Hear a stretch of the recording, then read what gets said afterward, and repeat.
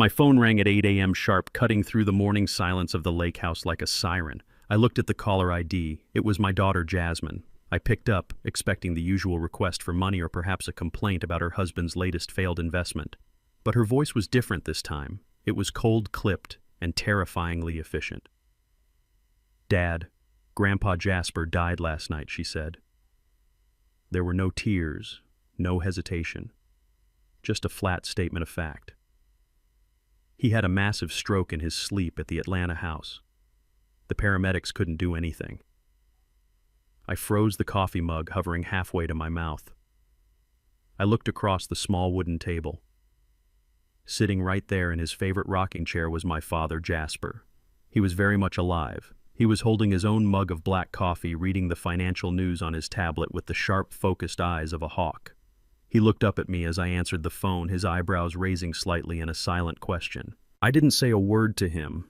I just listened to my daughter lie to me about the death of the man sitting 3 feet away. There is no will.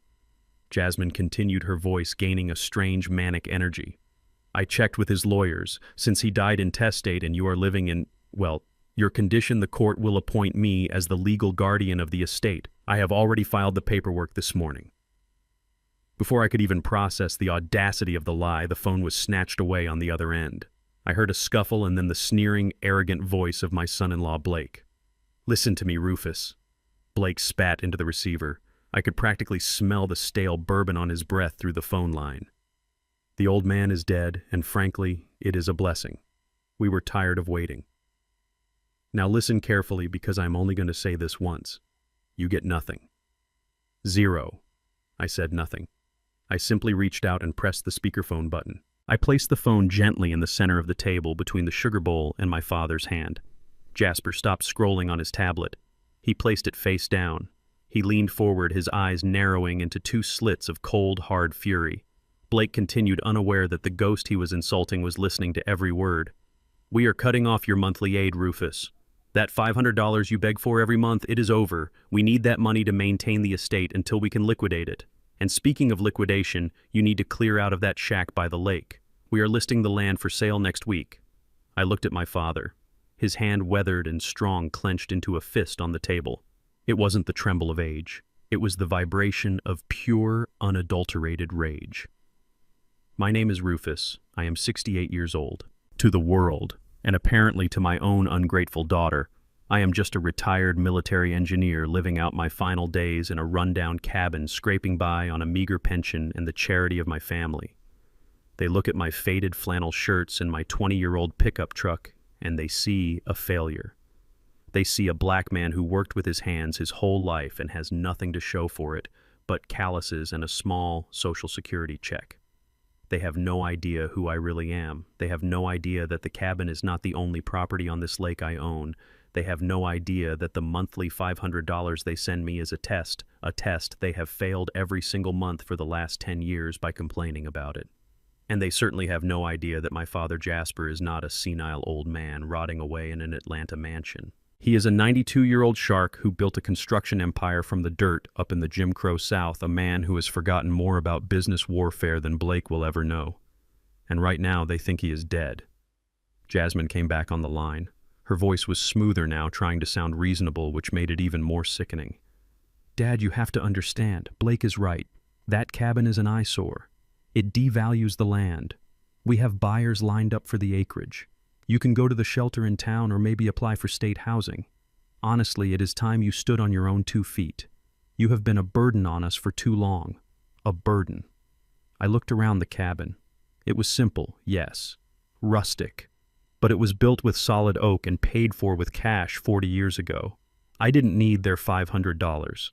I deposited every single check they sent into a savings account for my granddaughter, hoping that one day the money would do some good. I let them believe I needed it because I wanted to see if they would care for me when I had nothing.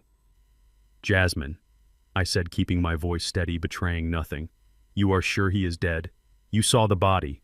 "Of course I saw him." She snapped, her lie coming instant and sharp. "I identified him myself this morning. It was tragic, Dad. His face was twisted. It was definitely a stroke. We already sent him to the crematorium. It was what he wanted. No funeral, no viewing, just a quick cremation. My father's eyes went wide. Cremation. They were trying to destroy the evidence of a body that didn't exist. They were trying to erase him from the earth so they could claim his $8 million estate before the weekend was over. And the house in Atlanta, I asked. We are handling it, Blake interrupted. We are going there now to secure the assets. We don't want looters breaking in. We are changing the locks and shutting down the security system. Don't even think about driving down there, Rufus. The guards won't let you in. You are not on the list anymore. You are nobody. The cruelty was breathtaking. It wasn't just greed, it was hatred. Blake had always looked down on us. He tolerated Jasmine because she was beautiful and because he thought she came from money. But he despised me. He despised my history, my skin, my silence. He thought my silence was submission. He was about to learn that silence is also how a predator hunts. So that is it, I asked softly. You are throwing me out on the street the day my father dies. It is business. Rufus, Blake laughed, a dry, humorless sound. Don't take it personally, although honestly it is a little personal. I have always hated visiting that damp-smelling cabin. Consider this a favor. We are freeing you from your misery. Now don't call us again. We will send you the eviction notice via email. The line went dead. The silence that followed was heavier than the humid air outside. I looked at the phone screen as it turned black. I looked at my father. Jasper sat motionless for a long moment. Then he slowly picked up his coffee mug and took a long, deliberate sip. He placed the mug back down with a soft thud that echoed in the quiet room. He didn't scream. He didn't cry. He simply reached into the pocket of his cardigan and pulled out a handkerchief to wipe his mouth. "Did you hear that, son?" Jasper asked. His voice was gravel and iron. "I heard it pop," I replied. "They think I am dead," he mused, looking out the window at the calm waters of the lake. "They think I am ash in a jar, and they think you are a beggar they can kick to the curb." He turned his gaze to me. His eyes were not the eyes of a 92-year-old man. They were the eyes of the man who had stared down bank managers in the 60s who refused him loans, the man who had built skyscrapers when they told him he should be sweeping floors. They were eyes full of cold, calculating fire. "They want a ghost," Jasper said, a small, terrifying smile touching the corners of his lips. "Then I will be a ghost that haunts them until they have nothing left but the clothes on their backs." He reached for his phone, a burner flip phone that only 3 people in the world had the number for. He dialed a number from memory. "Who are you calling?" I asked, though I already suspected the answer. "Mercer," Jasper said. Mercer was my old war buddy, a man who had served with me in the engineering corps. But unlike me, who had retreated into a quiet life, Mercer had gone to law school. He was now one of the most vicious, effective corporate attorneys in the state. He was the only man outside of this room who knew the true extent of our assets. Mercer picked up on the second ring. Jasper didn't waste time with pleasantries. "Mercer," he said. "It is Jasper. I need you to open the war room file. Yes, right now. My granddaughter just declared me dead." I could hear the muffled sound of Mercer's voice on the other end, confused and shocked. "No, I am not dead," Jasper barked. "I am sitting here drinking coffee, but according to the county records, or at least according to my granddaughter's plan, I died last night of a stroke. She is claiming guardianship. She is moving on the Atlanta house, and that husband of hers just told Rufus to find a cardboard box to live in." Jasper paused, listening to Mercer. Then he nodded. "Do it," Jasper commanded. "Pull the death certificate she filed. I want to know who signed it. I want to know which doctor sold his soul for a few $1,000s. And Mercer." He waited for the acknowledgement. "Let them in. Do not stop them from entering the Atlanta house. Let them break the locks. Let them think they have won. I want them to feel the gold in their hands before I turn it into molten lead. And freeze the main accounts, but do it silently. Let them see the balance, but give them an error message when they try to transfer. Make them sweat." He hung up the phone and looked at me. "Get the truck, Rufus," he said, standing up with a surprising amount of strength. "We are going into town." "Where are we going?" I asked, grabbing my keys. "To my own funeral," Jasper said, buttoning his cardigan. "If I am dead, I might as well enjoy the show. And we need to find out exactly how deep in debt those 2 fools are.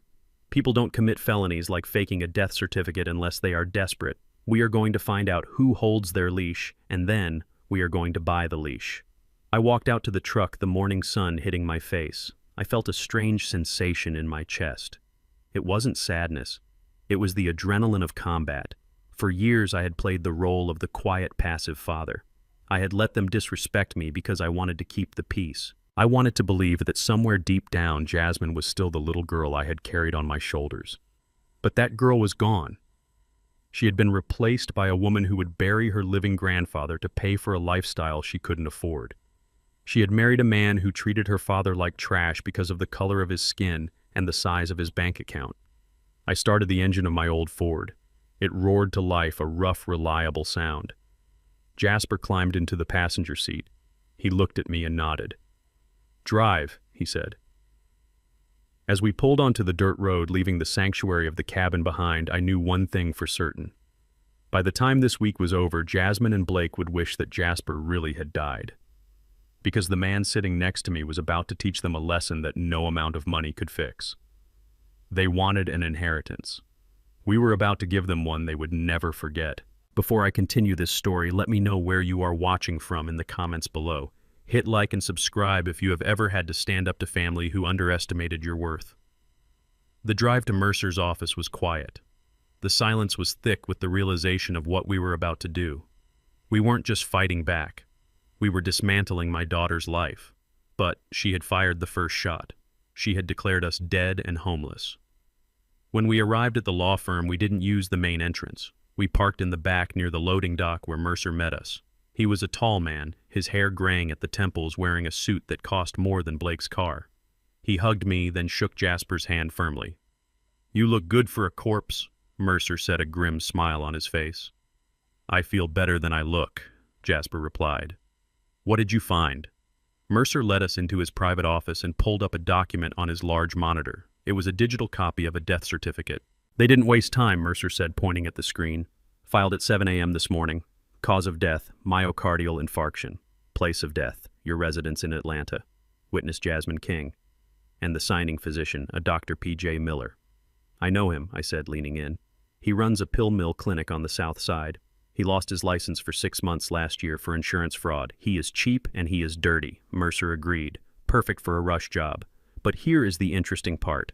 I ran a preliminary credit check on your daughter and her husband." He clicked a few keys and a new window popped up. It was a sea of red ink. "They are drowning," Mercer said. "They owe $500,000, not to banks, to private lenders. Crypto losses, gambling debts, and a lifestyle that requires $20,000 a month just to keep the lights on. They have a balloon payment due in 7 days. If they don't pay, they lose their house, their cars, everything." "So that is the timeline," Jasper said, his eyes cold. 7 days. They need my money in 7 days or they are finished. "That is why they killed you on paper," I said. "Probate takes too long. They need to access the accounts immediately as guardians or trustees." "Exactly," Mercer said. "And right now they are driving to your bank. My contact there just alerted me. Jasmine is trying to access your safe deposit box." Jasper leaned back in the leather chair, steepling his fingers. "Let them try," he said softly. "Let them walk right up to the vault. Tell the manager to play along. Show them the box. Let them see the envelopes. But tell them the master key is jammed. Tell them it will take 48 hours to drill it." "Why delay them?" I asked. "Because panic makes people stupid," Jasper replied. "And when they are stupid, they make mistakes. I want them terrified. I want them spending money they don't have yet. I want them to dig a hole so deep that they can never climb out." He looked at me. "Rufus, get the recording equipment ready. Tonight they are going to break into the Atlanta house. I want every word, every insult, every act of vandalism recorded in high definition. If they want to steal my life, I am going to make sure the jury has a front row seat." We left Mercer's office with a plan. The game was on. My daughter had declared war on the wrong men. She thought she was dealing with a senile old man and a helpless pauper. She was about to find out that she was fighting 2 soldiers who had been holding the high ground for decades. As we drove back toward the city, my phone buzzed. It was a text from Blake. "Don't bother coming to the funeral. It's private. We'll send you the ashes in the mail." I read it to Jasper. He didn't laugh. He just stared ahead at the road, his face set in stone. "Reply to him," Jasper said. "What should I say?" "Tell him understood. I hope the inheritance is worth it." I typed the words and hit send. The trap was set. Now we just had to wait for them to walk into it. Mercer slid the document across the polished mahogany desk, and the sound of the paper sliding against the wood was the only noise in the room. I looked down at the sheet that was supposed to mark the end of a life. It was a standard state death certificate, cold and bureaucratic, stamped with the official seal of Fulton County. At the top right corner in bold black ink was the file number 7789B. I stared at it for a long time. My eyes traced the lines where it listed the deceased. Jasper King. Date of death yesterday. Cause of death acute myocardial infarction. It was a lie printed on government stationery. I looked up at my father. Jasper was sitting in the leather chair next to me, very much alive, his chest rising and falling with a steady rhythm that defied the document in front of me. He reached out with a steady hand and picked up the paper. He read his own death notice without blinking. His face was a mask of stone, but I knew him well enough to see the muscle twitching in his jaw. He was not afraid. He was insulted. To him, this piece of paper was not just a crime. It was an act of supreme disrespect. "Who signed this?" Mercer asked, his voice low and dangerous. I pointed to the signature line at the bottom. Dr. P.J. Miller. Mercer nodded slowly. Of course, Miller. The man is a disgrace to the medical profession. He lost his license twice for overprescribing opioids, and now he is running a cash-only clinic out of a strip mall. He would sign a death warrant for a ham sandwich if you paid him enough cash. I felt a wave of nausea roll through me. My daughter had not just lied. She had gone out and found a corrupt doctor, paid him a bribe, and orchestrated a federal crime before the sun had even come up. She had looked at her grandfather, the man who had paid for her first car, the man who had bounced her on his knee, and she had decided he was worth more as a corpse than as a person. She had erased 92 years of life struggle and triumph with a single signature from a crooked doctor. "This is a felony," I said, my voice thick with rage. "This is fraud. This is conspiracy." "It is all of that," Mercer agreed. "But why the rush? Why did they need him dead this morning? Why couldn't they wait for nature to take its course?" "That is the question," Jasper said, tossing the death certificate back onto the desk with contempt. "Find out what they owe Mercer. Find out who holds the leash." Mercer turned to his computer. His fingers flew across the keyboard. He had access to databases that most people didn't even know existed. We sat in silence for 10 minutes, watching the reflection of the city skyline in the window. Finally, Mercer stopped typing. He let out a long, low whistle. "You were right, Jasper," Mercer said, turning the screen so we could see. "They are not just in debt, they are buried." I leaned in to look at the numbers. It was a financial autopsy of my daughter and son-in-law. It was worse than I could have imagined. Jasmine and Blake were drowning in $500,000 of debt, but it wasn't a mortgage, it wasn't student loans, it was high-interest short-term debt from private lenders. Mercer pointed to a line item. "This is a hard money loan from a shell company linked to the syndicate. They borrowed $200,000 to cover losses in a cryptocurrency scam Blake got sucked into. The interest rate is 40% a week. They have missed the last 3 payments." I looked further down. There were gambling debts from online casinos. There were lease payments on a luxury SUV they couldn't afford.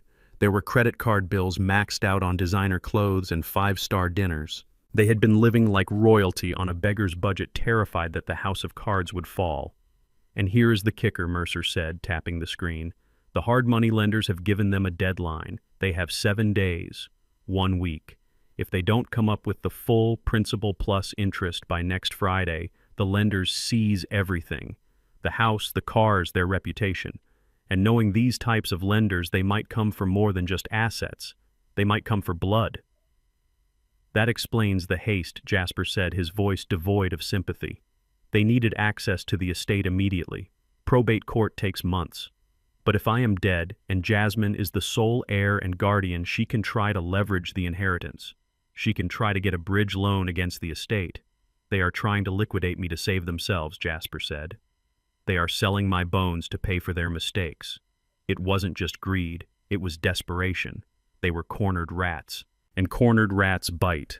They needed cash, and they needed it today." Just then, Mercer's private line rang. He answered it, listened for a moment, and a small, cruel smile played on his lips. He put the phone on speaker. "Mr. Mercer," the voice on the line whispered. "This is Henderson at the main branch. You told me to alert you if anyone tried to access the King safe deposit box." "Is she there?" Mercer asked. "She is in the lobby right now," Henderson said. "Jasmine King. She has a death certificate and a notarized affidavit claiming she is the executor. She is demanding access to box number 402. She is making a scene. She says it is urgent. Let her in," Jasper commanded from across the desk. Henderson paused, surprised to hear Jasper's voice. "Mr. King." "Do as I say," Henderson Jasper said firmly. Escort her to the vault. Let her use her key. Let her see the box. Let her see the bonds inside. Let her touch them. Let her think she has won." And then what Henderson asked. "Then tell her the system is down," Jasper said. "Tell her there is a freeze on the box due to a digital error. Tell her the federal banking regulations require a 48-hour hold on deceased accounts for verification. Tell her anything you want, but do not let her take a single sheet of paper out of that bank." "Understood," Henderson said. I could picture the scene perfectly. Jasmine dressed in black, feigning grief, standing in the marble lobby of the bank. She would be sweating under her makeup. She would be looking at the clock, thinking about the debt collectors, thinking about the 7-day deadline. We stayed on the line, listening to the muffled sounds of the bank lobby through Henderson's open phone. We heard the heavy clank of the vault door opening. We heard the slide of the metal box. We heard Jasmine gasp. She had seen the contents. There were bearer bonds in there worth $50,000. Not millions, but enough to hold off the sharks for a week. Enough to buy them time. "I need to take these now." Jasmine's voice came through high and tight. "I need to convert these." "I am sorry," Ms. King Henderson's voice was smooth and professional. "The system is flagging a code red. It seems there is a discrepancy with the death certificate number." "What discrepancy?" Jasmine shrieked. "It is official. Look at the seal. The system is automated," Ma'am Henderson lied beautifully. "It freezes the assets automatically when there is a mismatch. I cannot override it. The vault is locking down. I have to put the box back." "No." Jasmine screamed. It wasn't a word. It was a primal sound of pure panic. "You can't do this. I need this today. Do you know who I am? My grandfather built this city." "I am afraid you have to leave the vault," Ma'am Henderson said. "Security, please escort Ms. King to the lobby." We heard the sound of a struggle, the sound of heels clicking frantically on the floor, and then the sound of Jasmine slamming her hand against a desk. "This is ridiculous," she yelled. "I will sue this bank. I will sue all of you." The line went dead. Jasper leaned back in his chair. He took a sip of his coffee, which had gone cold, but he didn't seem to notice. "She is desperate," Jasper said softly. "And a desperate enemy is a careless enemy. She thinks it is a glitch. She thinks it is bad luck. She doesn't know she is walking into a cage." "Rufus," my father said, turning to me. "They didn't get the money from the bank. That means they will go for the next best thing. They are going to the Atlanta house. They think there is cash hidden in the walls. They think there is jewelry in your mother's vanity. They are going to loot the place," I said, feeling the anger rising again. "Let them," Jasper said. "We have cameras in every room. I want you to go to the security room in the guest house. I want you to record everything. Every vase they break, every picture they smash, every hateful word they say about us. We are building a case, son, and tonight they are going to give us the evidence we need to put them away forever." We left Mercer's office and got back into my truck. The city skyline loomed ahead, but my mind was on the house where I grew up. The house my father had built with his own hands. The house my daughter was about to desecrate. She thought she was fighting for her inheritance. She didn't realize she was fighting for her freedom, and she was already losing. I sat in the security room of the guest house, my eyes glued to the bank of high-definition monitors that lined the wall. Beside me, Jasper sat in his wheelchair, his posture rigid, his hands gripping the armrests so tightly his knuckles were white. We were watching a crime unfold in real time. We were watching the invasion of our sanctuary. On screen 3, a black luxury SUV screeched to a halt in front of the main entrance of the Atlanta estate. It was Jasmine and Blake. They didn't even try to ring the doorbell. They didn't call a locksmith. They didn't show an ounce of respect for the property they claimed was theirs. Blake stepped out of the driver's side holding a heavy tire iron. He walked up to the custom mahogany double-doors doors that my father had carved himself 50 years ago and jammed the metal bar into the seam. I watched the wood splinter. I watched him heave his weight against it. With a sickening crack, the lock gave way and the door swung open.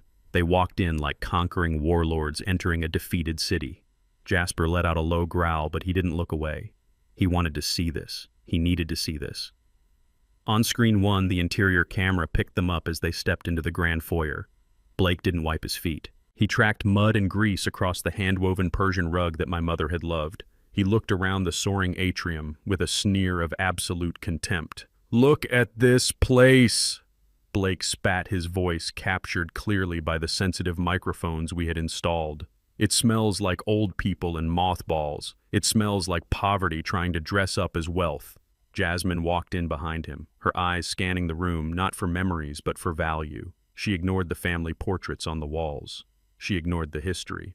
"We are going to have to gut this entire floor," Blake continued, kicking an antique vase that stood near the entrance. It shattered into 100 pieces. Trash. Absolute trash. Who decorates with tribal art anymore? It is tacky, Jasmine. We need to rip all this dark wood out.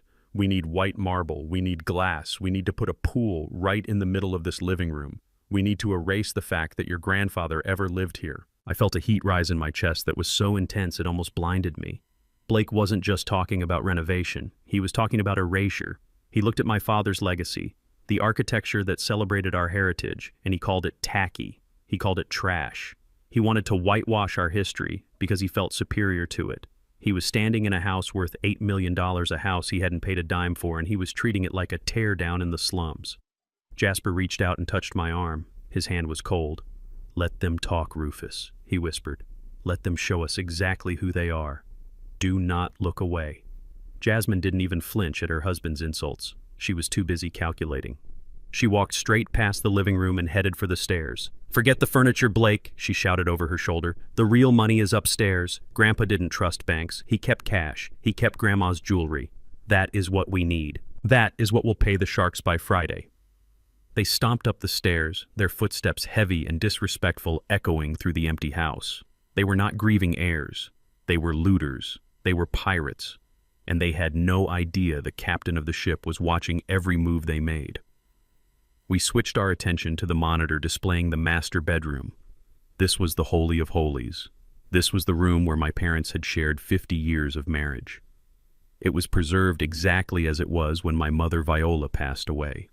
Her perfume bottles were still on the vanity. Her reading glasses were still on the nightstand. It was a shrine to a love that Jasmine and Blake would never understand. Jasmine burst into the room like a hurricane. She didn't pause to honor the space. She went straight for the dresser. She pulled the drawers out one by one, dumping the contents onto the floor.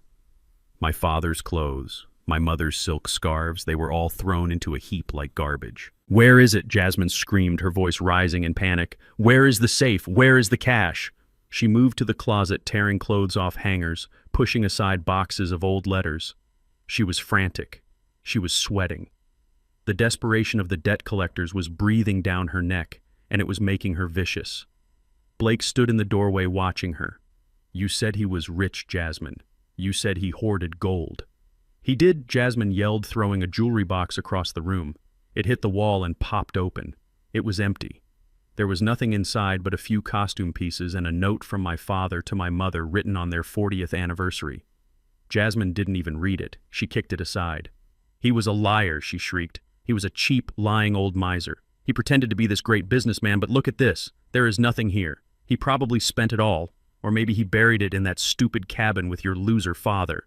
She turned her rage toward the nightstand. There was a framed photograph there. It was my favorite picture of my parents taken on the day they broke ground on their first major building project.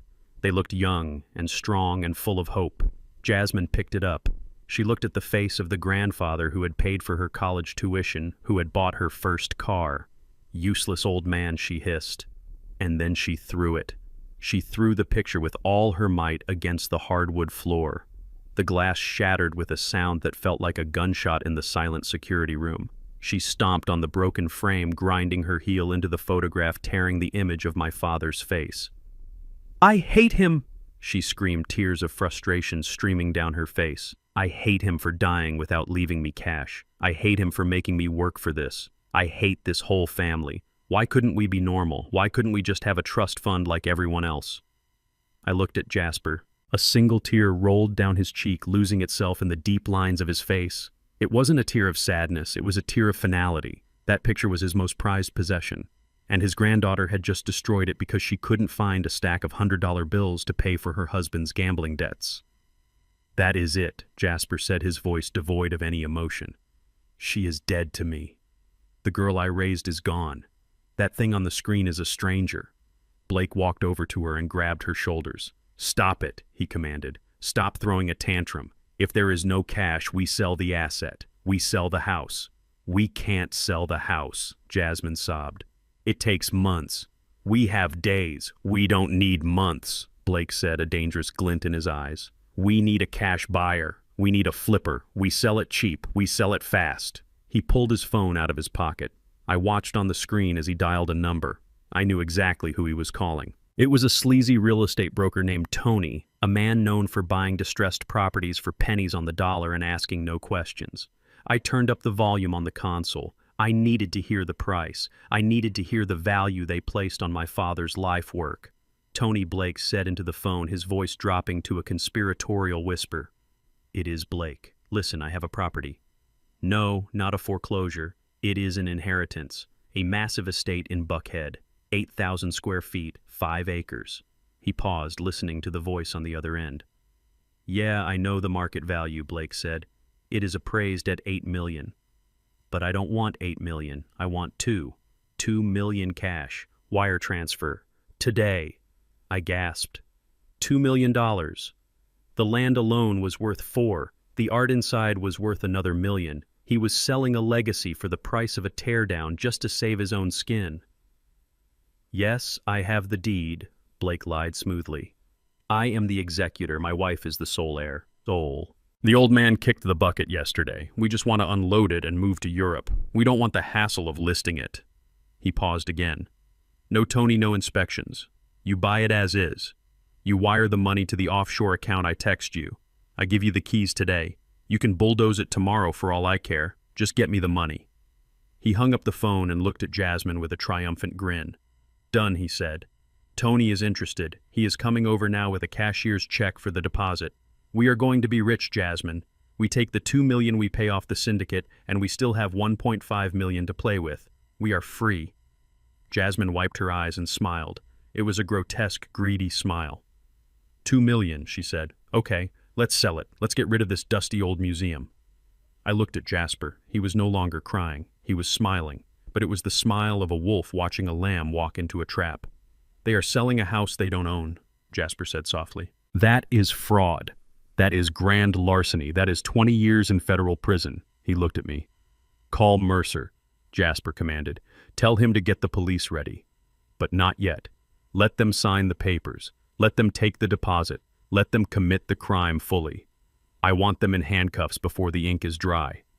I picked up my phone. My hand was steady. My heart was cold. I watched on the screen as Blake and Jasmine hugged each other, celebrating their victory in the middle of the room they had just trashed. They thought they had won the lottery. They didn't know they had just signed their own death warrants. They were celebrating the sale of a house that belonged to a ghost, and the ghost was coming to collect the rent. My phone buzzed on the dashboard of the truck as I drove back from the estate. It was Jasmine. Meet us at Le Jardin at 8 o'clock, she said. We need to sign some papers for the memorial service. Don't be late. And Dad, try to look presentable for once. Le Jardin was the most exclusive restaurant in the city, the kind of place where a bottle of water cost more than my weekly grocery bill. It was a place for the elite, for the power players, for people who wanted to be seen spending money.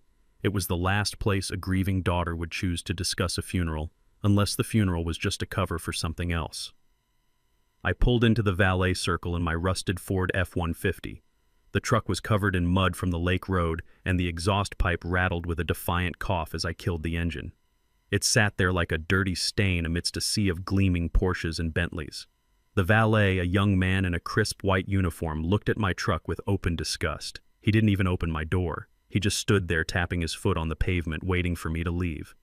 I stepped out wearing my oldest flannel shirt, the one with the fraying collar, and a pair of work boots that were stained with oil and red clay. I hadn't shaved in 2 days. I looked exactly like what they thought I was, a broken old man who had given up on life. Sir, the valet sneered, stepping in front of me. Deliveries are in the back alley. The kitchen entrance is around the corner. I am not a delivery driver. Son, I said, my voice low and raspy. I am here for dinner. The valet laughed, a short barking sound. Not dressed like that, you aren't. This is a 5-star establishment. We have a dress code. No work boots, no flannel, and definitely no mud. You need to move this heap before I call the tow truck. I saw movement near the glass doors of the entrance. Jasmine pushed them open and stepped out. She was wearing a black cocktail dress that probably cost $3,000 in diamonds that I knew belonged to my mother. She looked stunning and completely out of place next to her father. "Stop it," she commanded, her voice loud enough to turn heads in the valet line. "It is fine. Let him in." She walked over to me, her heels clicking on the pavement. She didn't hug me. She didn't even look me in the eye. She turned to the valet and the gathering crowd of onlookers with a look of long-suffering patience. "I am so sorry," Jasmine said, her voice dripping with fake sweetness. "This is my father. He is having a hard time. He doesn't get out much from his cabin. He doesn't really understand how these things work anymore. Please just let him in. I will make sure he doesn't disturb anyone." The valet stepped back, giving me a look of pure pity. "I understand, ma'am. You are a saint for taking care of him."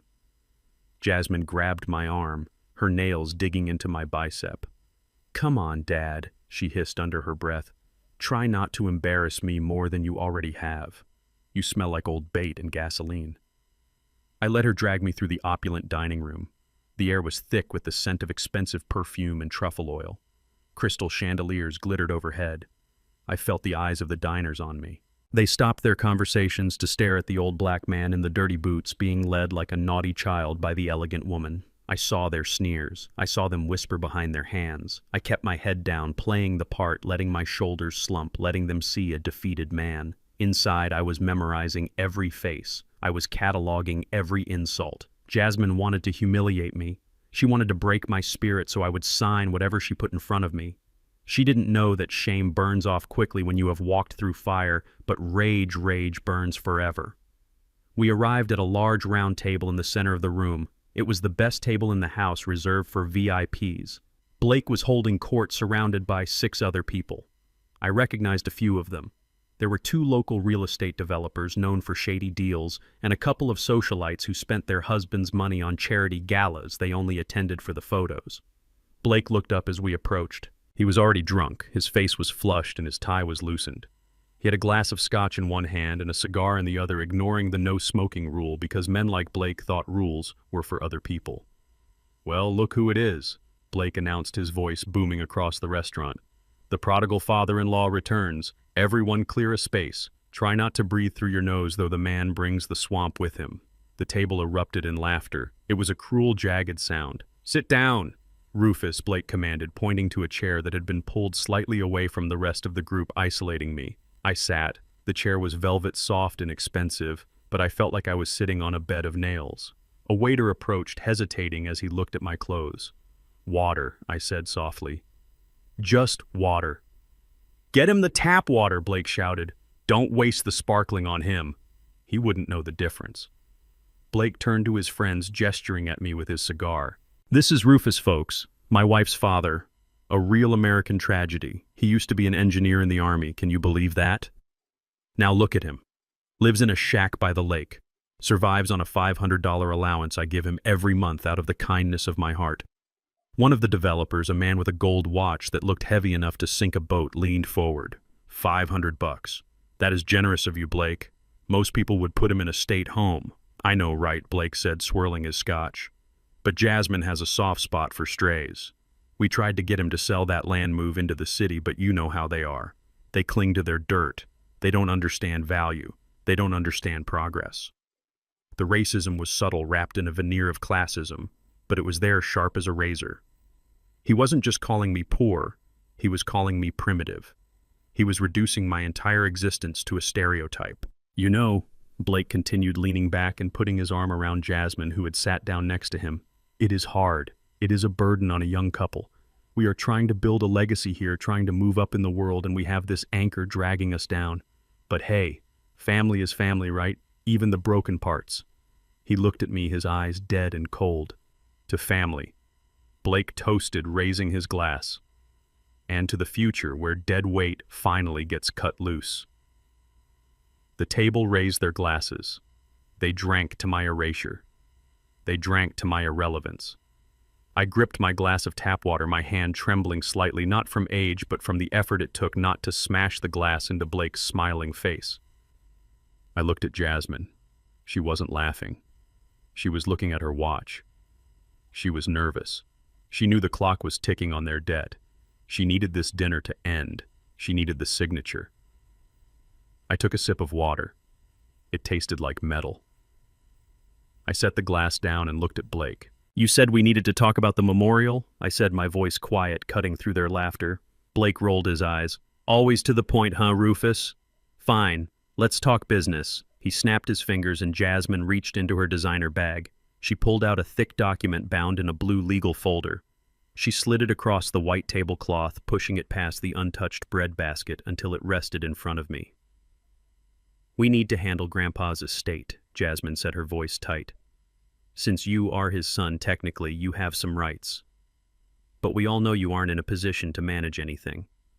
You can barely manage to dress yourself, Dad." I looked down at the document. The title page read, "Affidavit of Voluntary Relinquishment and Power of Attorney." "What is this?" I asked, feigning confusion, my hands shaking as I turned the page. "It is a formality," Blake said, waving his hand dismissively. "It just says that due to your advanced age and your diminished capacity, you are voluntarily transferring your rights to the estate to Jasmine. It makes her the executor. It gives her control over the assets so she can pay the bills, handle the taxes, the complicated stuff. It also says I declare myself incompetent," I whispered, reading the legal jargon in the second paragraph. "It is just language, Dad," Jasmine said, leaning in, her perfume cloying and sweet. "It is what the courts require to speed things up. If we don't do this, the estate gets frozen in probate for years. The lawyers will take everything. You don't want that, do you? You want us to be taken care of. And there is a bonus," Blake added. "If you sign this tonight, right now, we will double your allowance.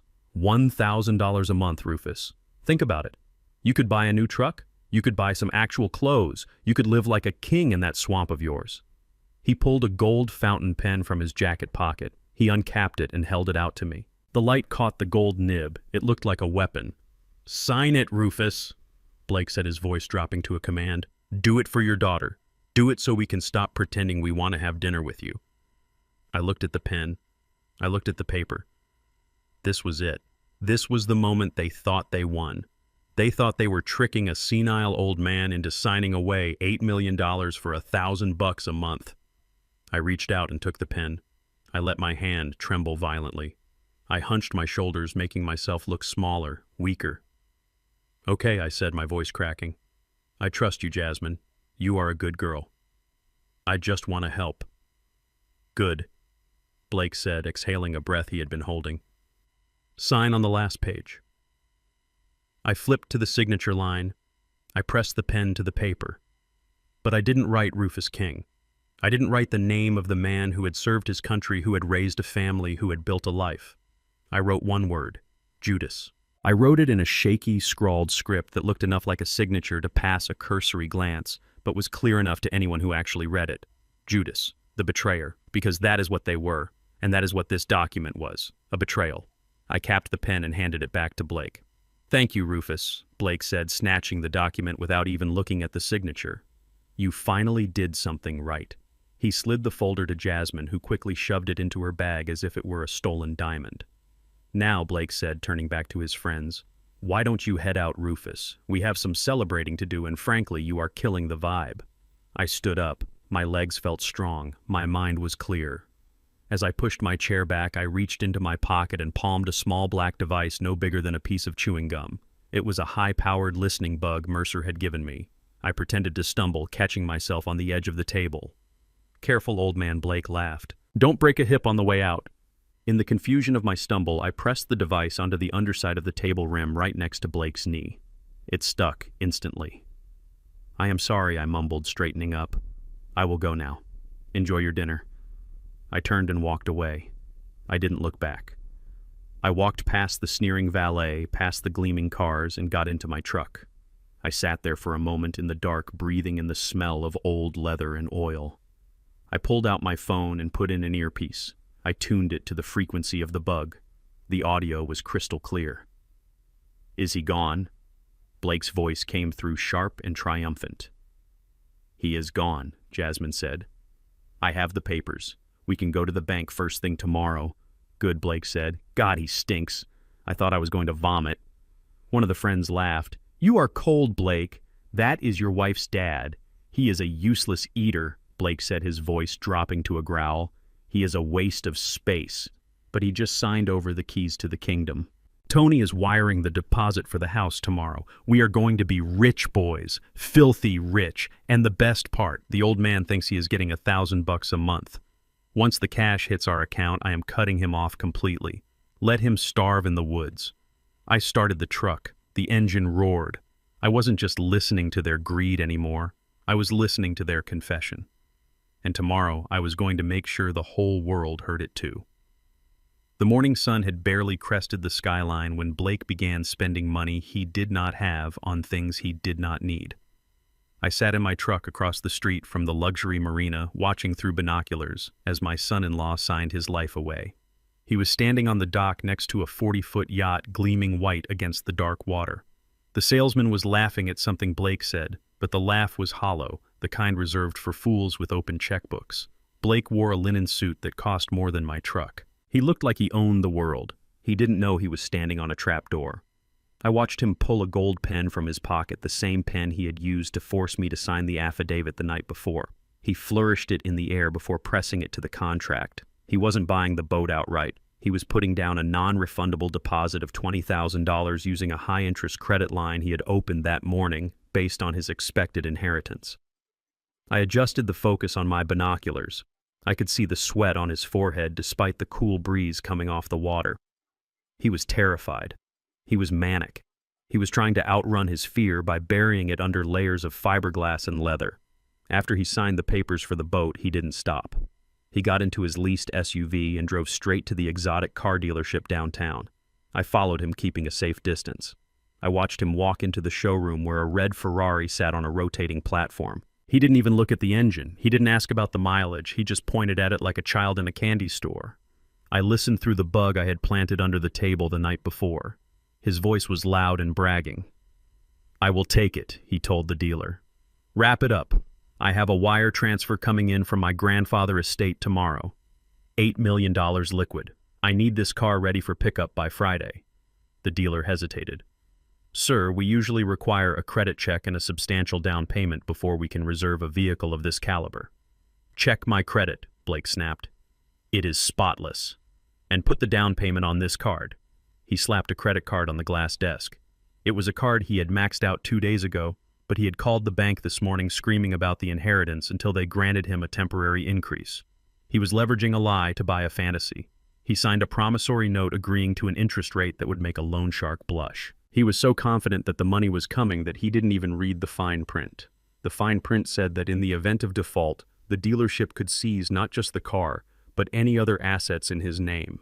He walked out of that dealership swinging the keys to a loaner Porsche they had given him to keep him happy. He looked invincible. He looked like a man who had won the lottery. But I knew the truth. He hadn't won anything. He had just tied a cement block to his ankles and jumped into the ocean. While Blake was busy digging his own grave with a gold shovel, Jasper was busy buying the cemetery. We met Mercer at a nondescript office building in the industrial district. It was the kind of place that didn't have a sign on the door. The windows were tinted dark and the air conditioning hummed with a low, menacing vibration.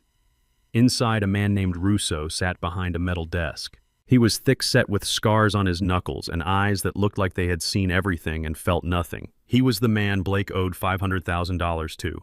He was the man who broke legs for a living.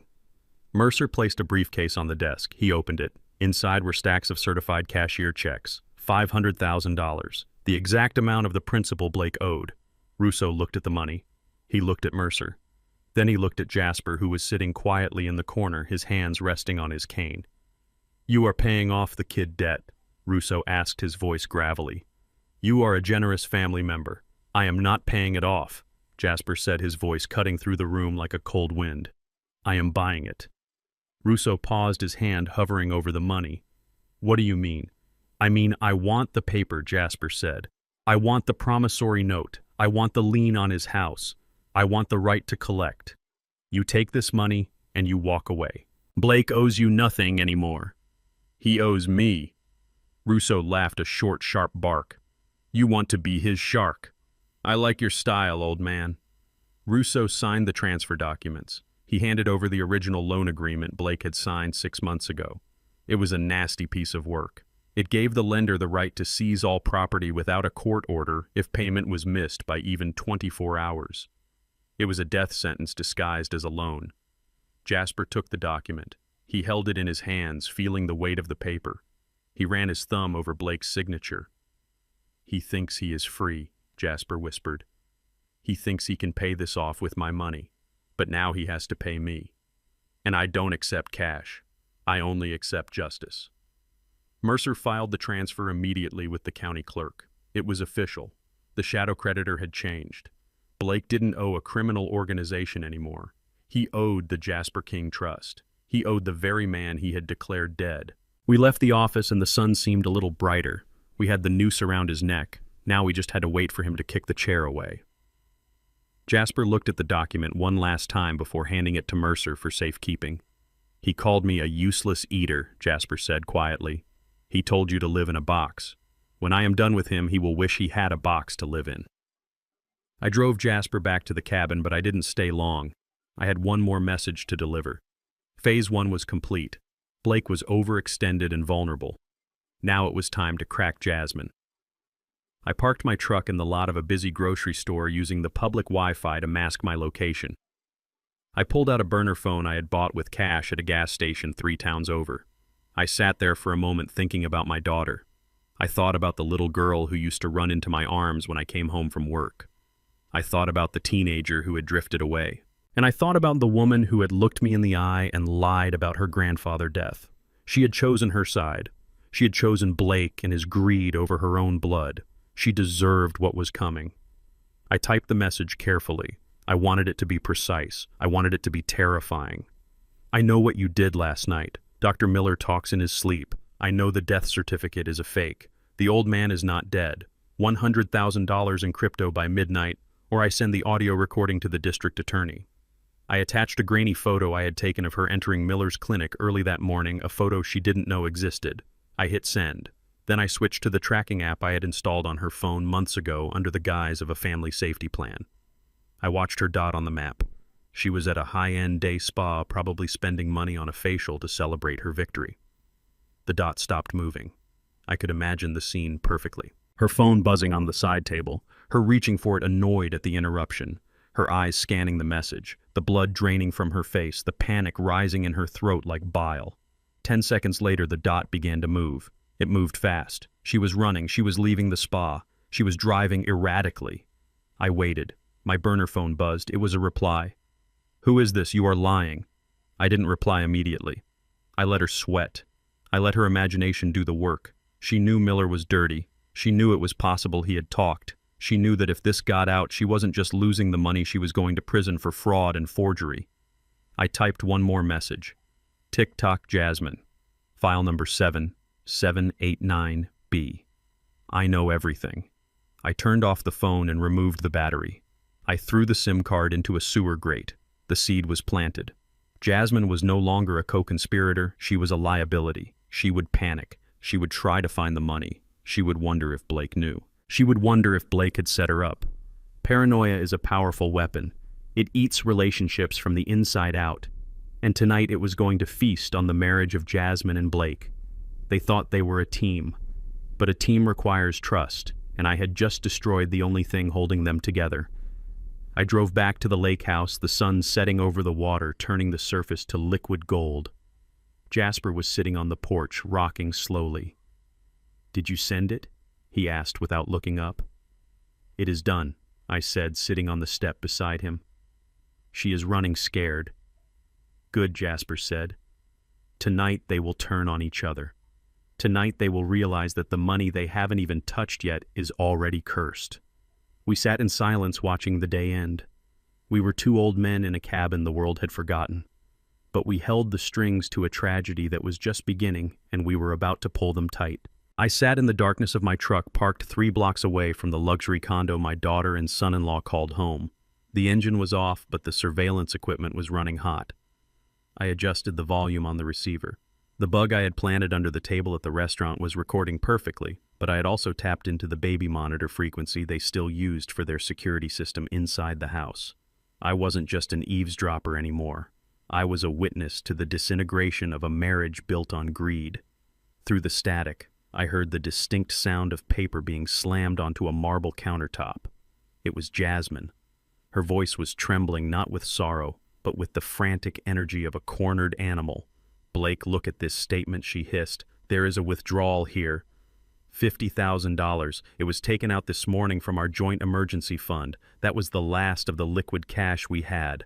Where is it?" I leaned in closer to the speaker. I knew exactly where it was. Blake had used it to pay the deposit on the Ferrari and the boat. He had spent money he didn't have to buy toys he would never own. There was a pause. I could hear the clink of glass on glass. Blake was pouring another drink. "It is an investment, Jasmine," he said, his voice slurring slightly with arrogance. "I moved it to a crypto wallet. The market is about to spike. By the time the estate clears, I will have doubled it. You should be thanking me." "Thanking you!" Jasmine screamed, her voice cracked. "We are being blackmailed, Blake. I got a text message. Someone knows about Dr. Miller. Someone knows the death certificate is fake. They want $100,000 by midnight or they go to the district attorney." I smiled in the darkness. My message had found its mark. "You are being paranoid," Blake scoffed. "Nobody knows.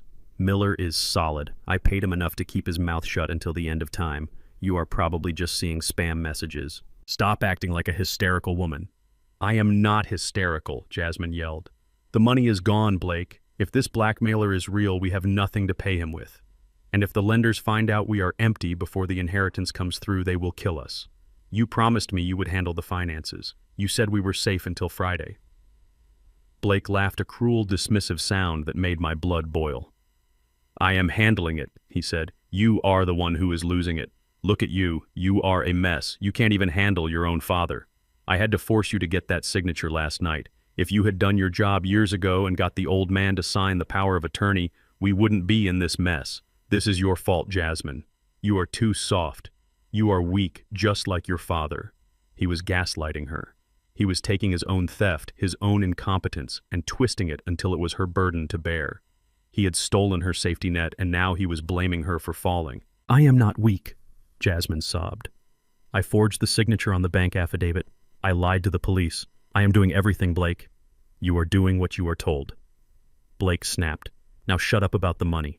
The 50 grand is safe. Focus on the big picture. $8 million, Jasmine. Once that wire hits, we can pay off everyone. We can pay the blackmailer. We can pay the sharks. Just keep your mouth shut and let me drive." He was lying to her and she knew it, but she was too terrified to fight back. She was trapped in a cage of her own making, and Blake held the only key. I listened as the argument died down into sullen silence. They were leaving the condo. I saw the garage door open down the street. Their black SUV pulled out. I started my truck and followed them, keeping my lights off until I was on the main road. The crack in their foundation had formed. Now I was going to watch it shatter. I followed them onto the highway. They were heading north toward the industrial district where the shadier funeral homes operated. I switched my receiver to the bug I had planted in their car. The audio quality was pristine. The interior of a luxury car is quiet, designed to keep the world out, but it also keeps the secrets in. Jasmine was crying softly. It was a pathetic sound.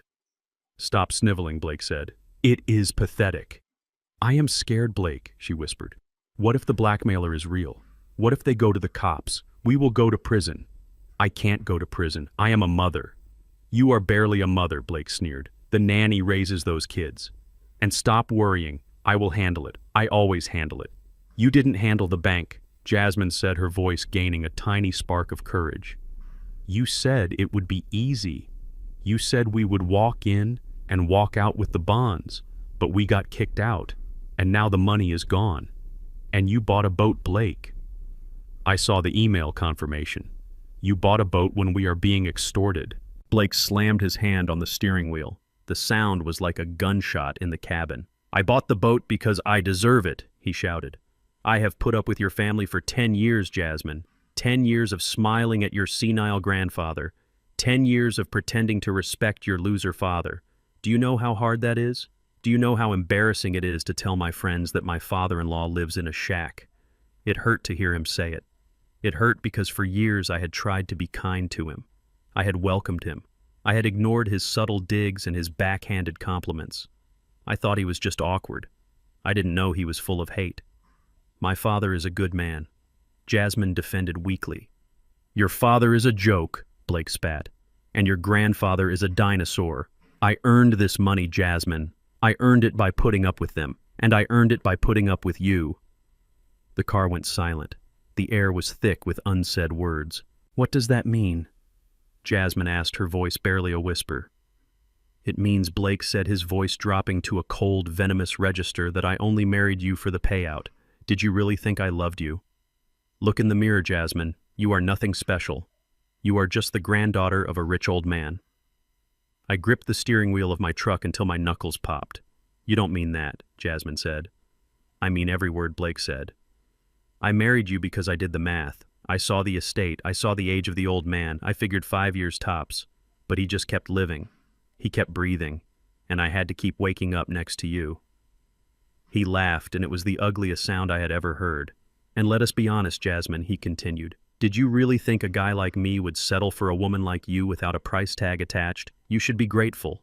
I elevated you. I gave you status. Without me, you are just another black girl from the South with a famous last name and no class. There it was, the racism. It wasn't subtle anymore. It wasn't hidden behind jokes or politics. It was naked and ugly. He had called her stupid. He had called her inferior. He had reduced my daughter, the child I had raised with pride and history, to nothing more than a racial stereotype and a bank account. I expected Jasmine to scream. I expected her to slap him. I expected her to demand he stop the car. But there was only silence. Jasmine sat there and took it. She swallowed the insult. She absorbed the hate because she was too deep in the crime to leave him. She needed him to finish the job. She needed him to get the money. She sold her dignity for $8 million. I am sorry, she whispered finally. I am sorry I annoyed you. Just please fix this. I turned off the volume for a second. I needed to breathe. My daughter was gone. The woman in that car was a stranger. She had let a man dehumanize her, and she had apologized for it. There was no saving her now. There was only justice. I turned the volume back on. I needed to hear the rest. I needed to know how low they would go. The car slowed down. They were pulling into the parking lot of a secluded area near the river. It wasn't the funeral home. It was a place where people went to hide. We need to change the plan. Blake said, his voice calm again now that he had broken her spirit.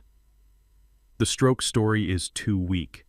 If there is a blackmailer, they know Miller is a quack. A stroke leaves a body. A body can be autopsied. If they exhume him and find out he didn't have a heart attack, we are done. What do we do? Jasmine asked, her voice hollow. We need a closed casket, Blake said. A permanently closed casket. And we need a cause of death that explains why there is no body to look at. He paused, letting the idea hang in the air. We changed the narrative, he said. It wasn't a stroke. It was a car accident. A fiery crash. He lost control of his vintage car. It went off the road. It burned. The body is unrecognizable. But the death certificate, Jasmine stammered. We already filed it. We file an amendment, Blake said. Miller will do it for another $5,000. We say there was a clerical error. Or better yet, we stage the crash tonight. We take his old Cadillac, the one he keeps in the Atlanta garage. We drive it into a ravine. We torch it. We say he died in the crash, not in his sleep. Why? Jasmine asked. Because accidental death pays double, Blake said. His life insurance policy has a double indemnity clause. If he dies in an accident, the payout goes from $2 million to $4 million. That gives us enough cash to pay everyone and buy an island. Double indemnity. They weren't satisfied with stealing the estate. They wanted to defraud the insurance company too. And to do it, they were going to desecrate my father's memory even further. They were going to stage a violent death. They were going to burn a car that my father had restored with his own hands. And it solves the body problem, Blake added. If the car burns hot enough, there is nothing left but teeth. We put some ashes in a box, bury it, and no one can ever prove he didn't die in that fire. It is perfect, Jasmine. It cleans up everything. We need to do it tonight, Jasmine said, her voice gaining strength. If we do it tonight, we can file the claim tomorrow. Exactly, Blake said. We go to the Atlanta house. We get the car. We drive it to the quarry. I have gasoline in the trunk. I listened in horror. They were escalating. They were moving from paper crimes to physical destruction. They were going to stage a scene of horror to cover their tracks. I grabbed my phone and dialed Mercer. They are changing the script, I told him, my voice steady. They are planning to stage a car accident. They are going to torch my father's Cadillac. Let them, Mercer said. Let them drive that car out of the garage. I will have a drone in the air. We will film the whole thing. But the car, I said. It is just metal, Rufus, Mercer said gently. Let them burn it. The fire will be the beacon that leads them to prison. I hung up. I watched their SUV pull out of the lot. They were heading to my father's house to steal his car and fake his violent death. I put my truck in gear. I wasn't just following them anymore. I was escorting them to their doom. The funeral home was tucked away in a strip mall between a bail bond office and a discount tire shop. It was called The Final Rest, but it looked more like a place where evidence went to disappear. The neon sign in the window flickered with a dying buzz, and the air inside smelled of stale lilies and industrial strength cleaner trying to mask something sweeter and more rotten. I stood outside in the rain, my collar turned up against the wind, watching through the tinted glass as my son-in-law negotiated the cost of disposing of my father. I adjusted the frequency on my earpiece. I had paid the janitor $50 to leave a window cracked in the viewing room so the bug I placed on the sill could pick up the conversation. The audio was tinny, but clear enough to hear the sound of Blake's greed. I don't care about the lining, Blake said, his voice echoing in the empty room. He is dead. He does not need satin. He does not need velvet. He needs a box. Give me the cheapest thing you have. I mean the absolute bottom of the barrel. Particle board, cardboard, whatever is legal. I watched as the funeral director, a man named Vane with a suit that was too shiny and hands that were too soft, nodded slowly. He was used to grief, but he was also used to cheapskates. We have a basic cremation container, Vane said. It is essentially reinforced cardboard. It costs $200. But sir, for a viewing or a service, people usually prefer something with a veneer. No viewing, Blake snapped. Closed casket. Permanently closed. The accident was messy, remember? Fire damage. Fire. Trauma. Nobody wants to see that. We just need a box that looks good from 20 feet away for the church service. Do you have something that looks expensive but costs dirt? Vane tapped his pen on his ledger. I have a rental casket. It is oak with gold handles. We put the cardboard insert inside. You rent the oak shell for the service, then we remove the insert for the cremation. $500. Perfect, Blake said. We will take the rental. But here is the deal, Vane. I need an invoice. And I don't want it to say $500. Vane paused. What do you want it to say? I want it to say $50,000. Blake said, his voice dropping to a conspiratorial whisper. I want it to list a solid mahogany casket with bronze fittings. I want it to list full preservation embalming. I want it to list a fleet of limousines and a police escort. I want every bell and whistle you can think of. That is fraud, Sir Vane said, but there was no moral outrage in his voice, just a negotiation tactic. That puts my license at risk.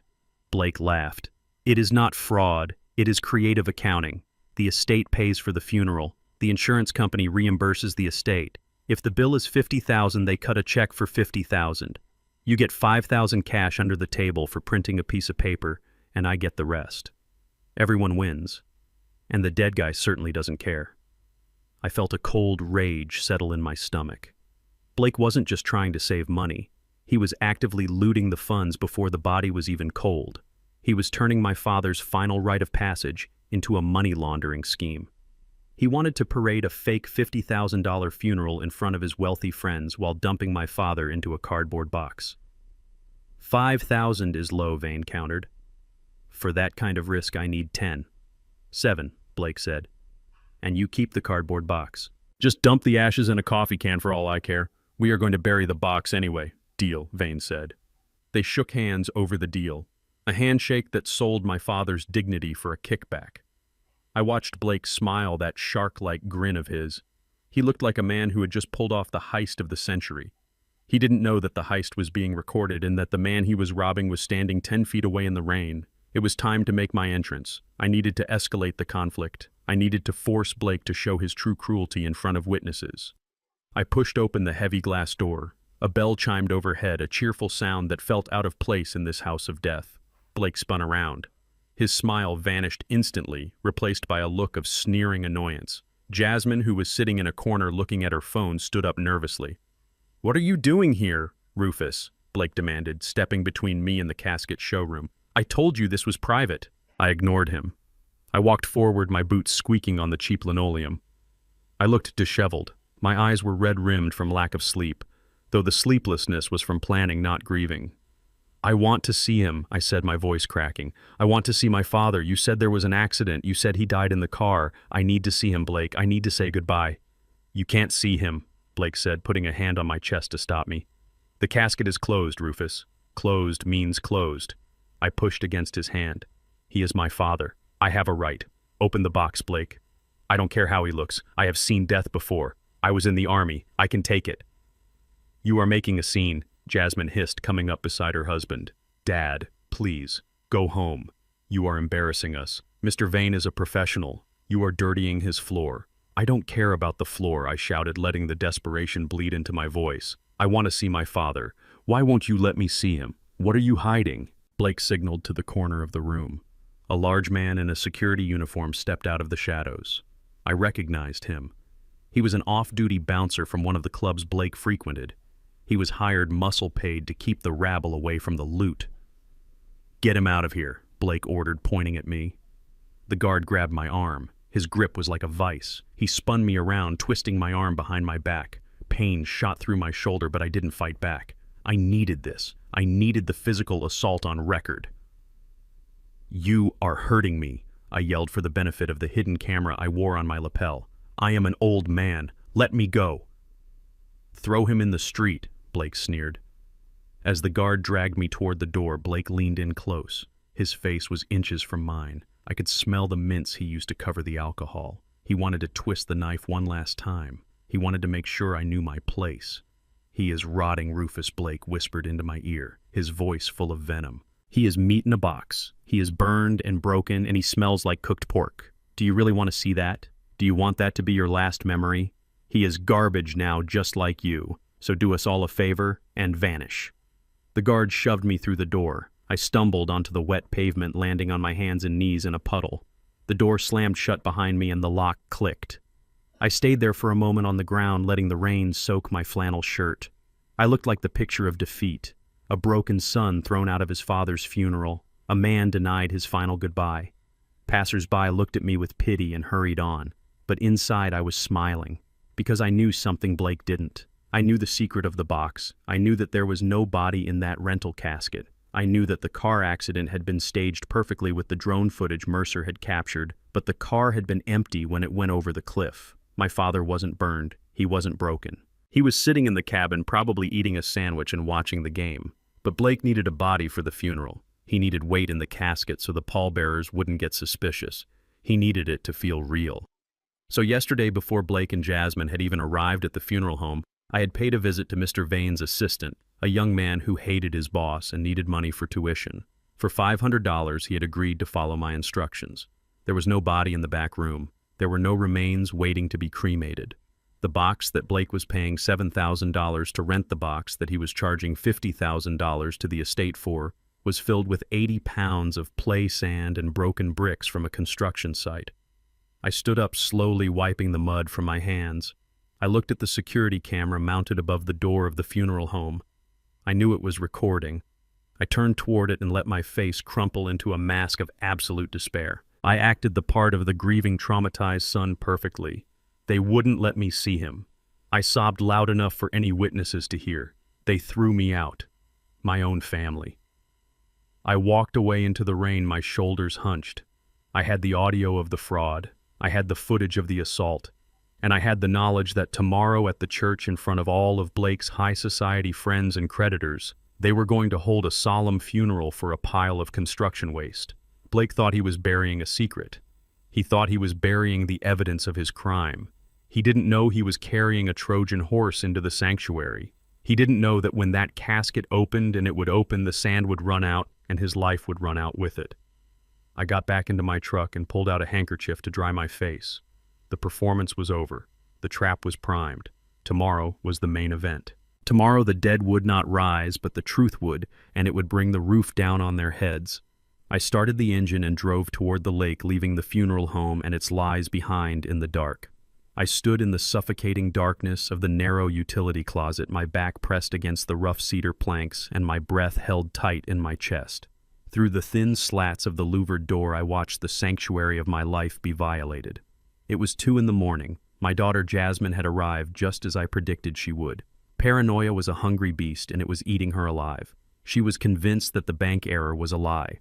She was convinced I was hoarding a secret key or a hidden deed that would unlock the millions she so desperately needed. She had broken the lock on the front door of my rental apartment with a brick, not caring about the noise, not caring about the damage. She stomped into the small living room wearing dark clothes and gloves like a thief in a bad movie. She did not look for money in the usual places. She did not look in the cookie jar or under the mattress. She went straight for the places that held memories. She tore the books off the shelves, shaking them violently, hoping a document would fall out. When nothing fell, she threw the books against the wall. I saw her face in the moonlight filtering through the window. It was twisted into a mask of pure, ugly desperation. Her eyes were wide and manic. She was muttering to herself, cursing me, cursing Blake, cursing the grandfather she thought was dead. "Where is it?" she hissed, kicking over my small coffee table. "Where is the real will, you old fool? I know you have it.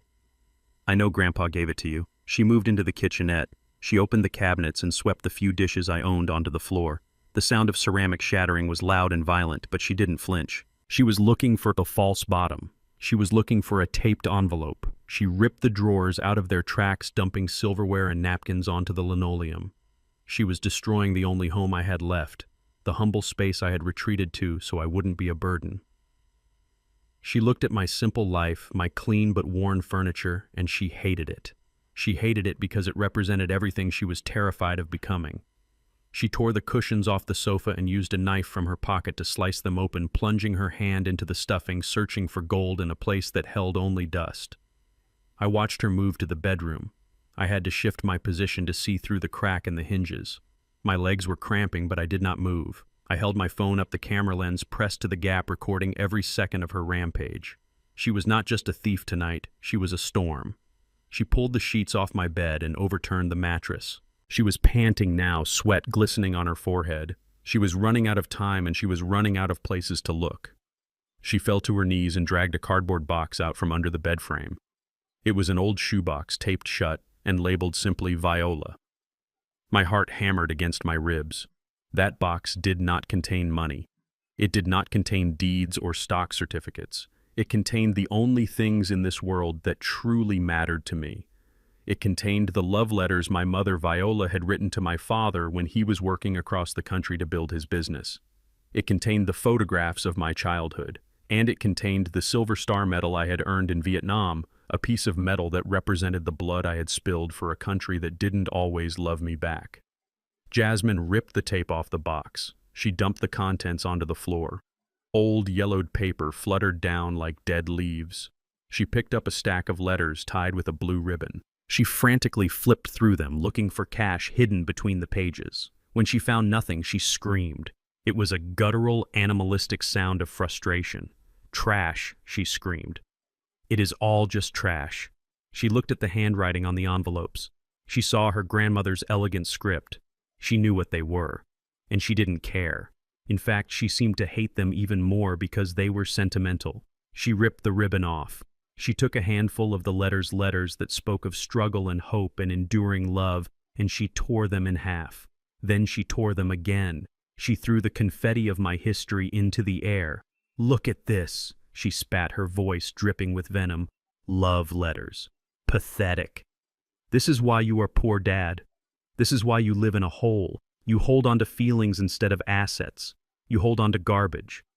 She dug through the pile on the floor and found the small velvet case. She popped it open. The metal sat there gleaming dully in the shadows. For a second I thought she might hesitate. I thought she might remember the stories I told her about the war, about the men I saved, about the cost of freedom. But Jasmine was no longer my daughter. She was Blake's creature now. She was a creature of appetite. She looked at the metal with disgust. "It isn't even gold," she muttered. "It is cheap. Just like you. Just like this whole family." She threw the metal onto the floor.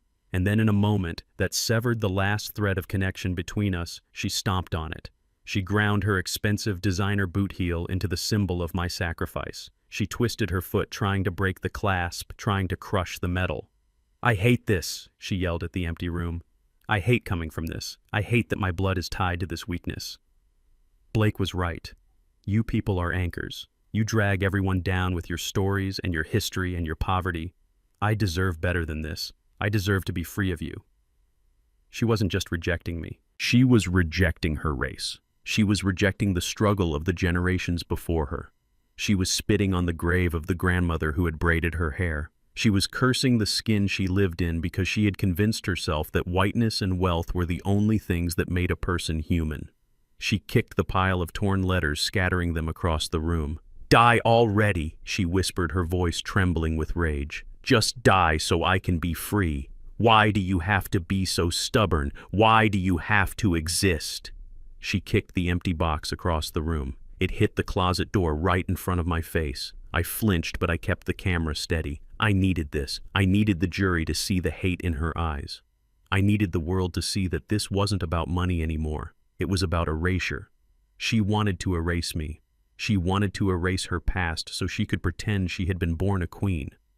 I stood there in the dark watching the stranger in my living room. I felt a coldness spread through my chest that had nothing to do with the temperature. It was the death of fatherhood. For 35 years, I had loved her. I had forgiven her mistakes. I had made excuses for her selfishness. I had told myself she was just young, she was just influenced by the wrong people. But tonight, I saw the truth. The rot was inside her. It wasn't Blake. It was her. Blake had just watered the seed that was already there. Jasmine stood in the middle of the ruin she had created. She was breathing hard, chest heaving. She looked around one last time, scanning the debris for anything shiny, anything valuable. Finding nothing, she let out a scream of pure frustration, a sound that echoed off the peeling paint of the walls. "Useless," she screamed. "You are useless to me." She turned and marched toward the door.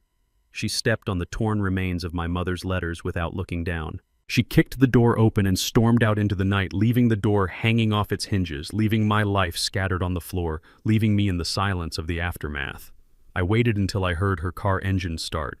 I waited until the sound of her tires on the gravel faded into the distance. Only then did I reach for the handle of the closet door. My hand was shaking not from fear, but from the adrenaline of absolute finality. I pushed the door open and stepped out into the room. The air smelled of her expensive perfume and the dust she had kicked up. I looked at the floor. The sight of my mother's handwriting torn into shreds broke something inside me that could never be fixed. I knelt down. I picked up the metal. The pin was bent. The ribbon was dirty, but the metal was still intact. It was strong, like me. I gathered the pieces of the letters. I couldn't read them anymore, but I held them to my chest. I felt the tears coming hot and fast. I let them fall. I cried for the little girl with ribbons in her hair who used to hold my hand. I cried for the woman who had just stomped on my heart. I cried because I knew what I had to do next. I stood up. I wiped my face. I looked at the phone in my hand.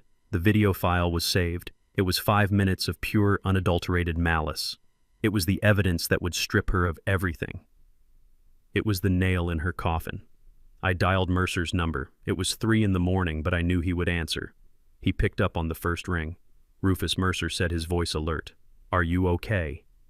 I looked at the destruction around me. "No, Mercer." I said, my voice flat and dead. "I am not okay." She was here. She destroyed Viola's letters. She stomped on my metal. She said she hated her blood. There was a silence on the line, a respectful, angry silence. "Do you have it?" Mercer asked. "Did you record it?" "I have it," I said. "I have all of it," good Mercer said. "Bring it to me." "No," I said. "Not yet." I walked over to the window and looked out at the dark trees. "Mercer, activate the final phase I commanded. No mercy, no deals. I want them buried. I want them to lose the house, the cars, the clothes on their backs. I want them to rot." "Understood," Mercer said. "We are ready. The funeral is tomorrow. That is where we end this." I hung up the phone. I looked around the apartment one last time. I wouldn't clean it up. I would leave it exactly like this. I wanted the police to see it. I wanted the judge to see it. This wasn't a home anymore. It was a crime scene. And the victim wasn't just an old man. The victim was a family. I grabbed my jacket and walked out the broken door. I didn't look back. The father who had tried to save his daughter stayed in that room buried under the torn letters. The man who walked out was the soldier. and the soldier was going to war. St. Jude's Cathedral was a monument to old money and high expectations, the kind of place where God seemed to require a membership fee and a credit check before hearing your prayers. The vaulted ceiling stretched high enough to swallow the sound of 1,000 lies, and the stained glass windows turned the midday sun into a kaleidoscope of expensive light. It was the perfect stage for the final act of my daughter's con. The pews were packed, but not with friends and not with family. I stood in the shadows of the choir loft looking down at the sea of black suits and designer dresses. I recognized the faces. They were not mourners, they were marks. There were the hard money lenders from the syndicate sitting in the back row like vultures waiting for a carcass. There were the real estate brokers Blake was trying to impress. There were the investors he had defrauded with his crypto schemes, men who were promised a full repayment the moment the estate settled. Blake had turned my father's funeral into a networking event. He was selling shares in a dead man. The center of attention was the casket. It was the rental unit Blake had haggled for, a magnificent polished mahogany shell with bronze rails that gleamed under the altar lights. It looked like it held a king. It looked like it held a legacy worth $8 million. Only I knew it held 80 pounds of playground sand and broken bricks from a demolition site. It was a hollow prop for a hollow man. Blake stood by the entrance, shaking hands with a solemn gravity that made my stomach turn. He dabbed at his dry eyes with a silk handkerchief, accepting condolences from men he owed money to. "Thank you for coming," he whispered to a man I knew was a loan shark. "It is a hard day, but we will have the liquidity to settle accounts by Monday." He was leveraging the funeral to buy time. He was using the solemnity of death to keep his knees from being broken. The organ music swelled a mournful tune that cost $500 an hour. The flowers were everywhere, vast arrangements of white lilies and orchids that filled the air with a cloying, suffocating scent. I knew from Mercer's investigation that Blake had charged $50,000 to the estate for these flowers, but had actually bought them wholesale from a discount supplier for $3,000. Every petal was a receipt for theft. The atmosphere was thick with the grease of commerce disguised as grief. It was a room full of people pretending to care about a man they had never met, all hoping to get a piece of the fortune he had supposedly left behind. And in the front row, sitting with her head bowed in a performance of perfect devastation, was Jasmine. She wore a black veil that hid her eyes, but I knew she wasn't crying. She was calculating. She was counting the seconds until she could sign the papers and erase us. The music faded and Jasmine stood up. She walked to the podium with a slow, measured gait. She gripped the sides of the lectern as if she needed support to stand under the weight of her sorrow. She looked out at the crowd, at the strangers and the creditors, and she began to speak. Her voice was soft trembling, just enough to sell the lie. "Grandpa Jasper was more than a grandfather to me," she said into the microphone. "He was my rock. He was my best friend." I gripped the railing of the loft. A rock. She had called him a useless eater, a best friend. She had thrown his picture against the wall and stomped on his face. She had wished him dead 1,000 times. But here in front of the audience she needed to win over, she painted a portrait of a saint. "He used to tell me stories about building this city," she continued, wiping a non-existent tear. "He told me that his only wish was for me to carry on his legacy. He told me that he was saving everything for me because he knew I was the only one who truly understood his vision. He didn't trust banks. He didn't trust lawyers. He only trusted family. It was a masterclass in manipulation. She was establishing the narrative for the fake will she planned to present. She was planting the seeds that Jasper had secretly despised everyone but her. She was rewriting history to justify her theft. And even though he didn't leave a formal will," she said, her voice gaining strength, "he made his wishes clear to me in his final moments. He wanted us to live in his house. He wanted us to use his resources to build a future. He wanted me to be happy." While she spun her web of lies, I looked at Blake. He wasn't watching his wife. He wasn't mourning. He was standing off to the side near a marble pillar partially obscured by a massive floral arrangement. He had his phone out, holding it low against his thigh. I raised my binoculars. The screen was bright in the dim church. He was texting. I focused on the text. The recipient was named Tiffany. "Almost done, baby. The old man is in the ground. The money hits the account tomorrow. Pack your bags. We are going to St. Bart's. Leave your husband. I am rich." I watched him hit send. A smirk played on his lips, a tiny crack in his mask of mourning. He was cheating on the wife he was conspiring with. He was planning to abandon her the moment he got his hands on the cash. They were a nest of vipers biting each other's tails. Jasmine was up there selling her soul to save their marriage and pay their debts, and Blake was already spending the money on a new life with a new woman. He looked up from his phone and caught the eye of the loan shark in the back row. He gave a subtle nod, a gesture that said, "Everything is under control." He thought he was the smartest man in the room. He thought he was pulling the strings. He didn't know the strings were actually nooses, and they were already tightening around his neck. Jasmine finished her eulogy with a dramatic sob collapsing slightly so that the priest had to catch her arm. It was perfect theater. The crowd murmured in sympathy. The loan sharks looked satisfied. The real estate brokers looked ready to close the deal. The deception was complete. They had sold the lie. Then the heavy oak doors at the back of the cathedral groaned. It wasn't a gentle opening. It was a violent shove. The doors slammed against the stone walls with a boom that echoed like a cannon shot. A gust of wind blew in from the street, extinguishing the candles in the back row and sending a ripple through the flowers. The murmur of the crowd died instantly. Every head turned. Standing in the doorway, silhouetted against the bright afternoon sun, was a figure that looked like judgment itself.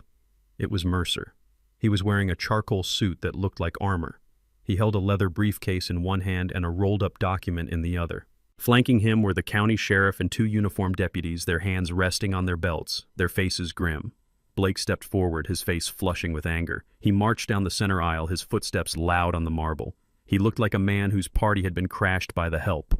"What is this?" Blake hissed, his voice a low growl that carried in the silence. "This is a private service. Get out. You have no right to be here. Get out before I have you arrested for trespassing." He waved his hand at the security guards he had hired, but they hesitated seeing the sheriff. Blake didn't care about the law. He cared about the illusion. He cared about the investors seeing him lose control. Mercer didn't stop. He walked forward, his pace steady and relentless. He met Blake in the middle of the aisle. He towered over my son-in-law, not in height, but in presence. "I am not here for the service," Blake Mercer said, his voice booming without a microphone. "I am here for the body." The crowd gasped. A ripple of shock went through the pews. Jasmine froze at the altar, her hands clutching the podium. "You are insane," Blake shouted, losing his composure. "This is a funeral. My grandfather is in that box. You are desecrating a holy moment. Sheriff, arrest this man." The sheriff stepped forward. He didn't look at Blake. He looked at the casket. "Mr. King," the sheriff said, his voice calm and authoritative. "I have a court order signed by Judge Halloway 20 minutes ago. We have received credible evidence suggesting that a felony has been committed, specifically insurance fraud forgery and the falsification of death records." "That is a lie," Blake screamed, saliva flying from his mouth. He looked wild. He looked terrified. "Who told you that? It was Rufus, wasn't it? That crazy old man is lying to you. He is bitter because he got cut out of the will." Mercer raised the document in his hand. It was a search warrant. "The order authorizes us to seize all assets related to the estate of Jasper King Mercer," announced, turning to face the crowd. "And it authorizes us to open that casket immediately to verify the identity of the deceased." "No!" Jasmine shrieked from the altar. She ran down the steps, her heels slipping on the stone. "You can't open it. He was in a car accident. He is burned. It is traumatizing. You can't show that to people. It is disrespectful. It is necessary," the sheriff said, pushing past Blake. Blake tried to grab the sheriff's arm, a foolish, desperate move. The deputy behind him stepped in, grabbing Blake's wrist and twisting it, forcing him back. "Stand down, sir," the deputy warned. "Do not interfere with the police investigation." The room was in chaos. The investors were standing up, sensing that their money was evaporating. The loan sharks were moving toward the exits, realizing the con was up. But the police blocked the doors. No one was leaving. Mercer walked up to the altar. He stood next to the casket. He looked at Jasmine, who was trembling so hard her veil was shaking. "If your grandfather is in this box," Jasmine Mercer said, his voice dropping to a whisper that only she and the front row could hear, "then you have nothing to fear. But if he isn't, then you are going to prison." Jasmine looked at the box. She looked at Blake. She knew what was inside. She knew it was sand. She knew the game was over. "Open it," the sheriff commanded. Two deputies stepped up to the gleaming mahogany casket. They undid the latches. The click of the metal echoed like a gunshot. Blake closed his eyes. Jasmine let out a whimper. The heavy lid was lifted. The audience craned their necks, expecting to see a body, expecting to see the tragedy Blake had described. Instead, they saw the truth. They saw the gray, dusty pile of construction sand. They saw the broken red bricks. They saw the empty void where a human being should have been. A collective gasp sucked the air out of the room. It was a sound of pure disbelief. "Where is he?" Jasmine screamed, trying to sell the lie one last time, trying to pretend she was the victim. Who stole his body? Who took my grandfather? But it was too late. The lie had been cracked open. The empty box was a mouth screaming their guilt. Blake stared at the sand, his face draining of all color. He looked at his phone still in his hand where the text to Tiffany sat on the screen. He looked at the loan shark who was now staring at him with a look that promised violence. He realized then that he wasn't just broke. He was a dead man walking. The church, which had been a stage for their triumph, had become a courtroom, and the verdict was sitting in a pile of sand at the altar. The air in the cathedral was thick enough to choke on as the sheriff stepped toward the altar, his boots clicking heavily against the marble floor. He moved with the slow, deliberate weight of the law, and every step he took tightened the noose around my daughter's neck. Jasmine stood between him and the mahogany casket, her chest heaving, her hands gripping the polished wood as if she were holding onto a life raft in a hurricane. She looked wild.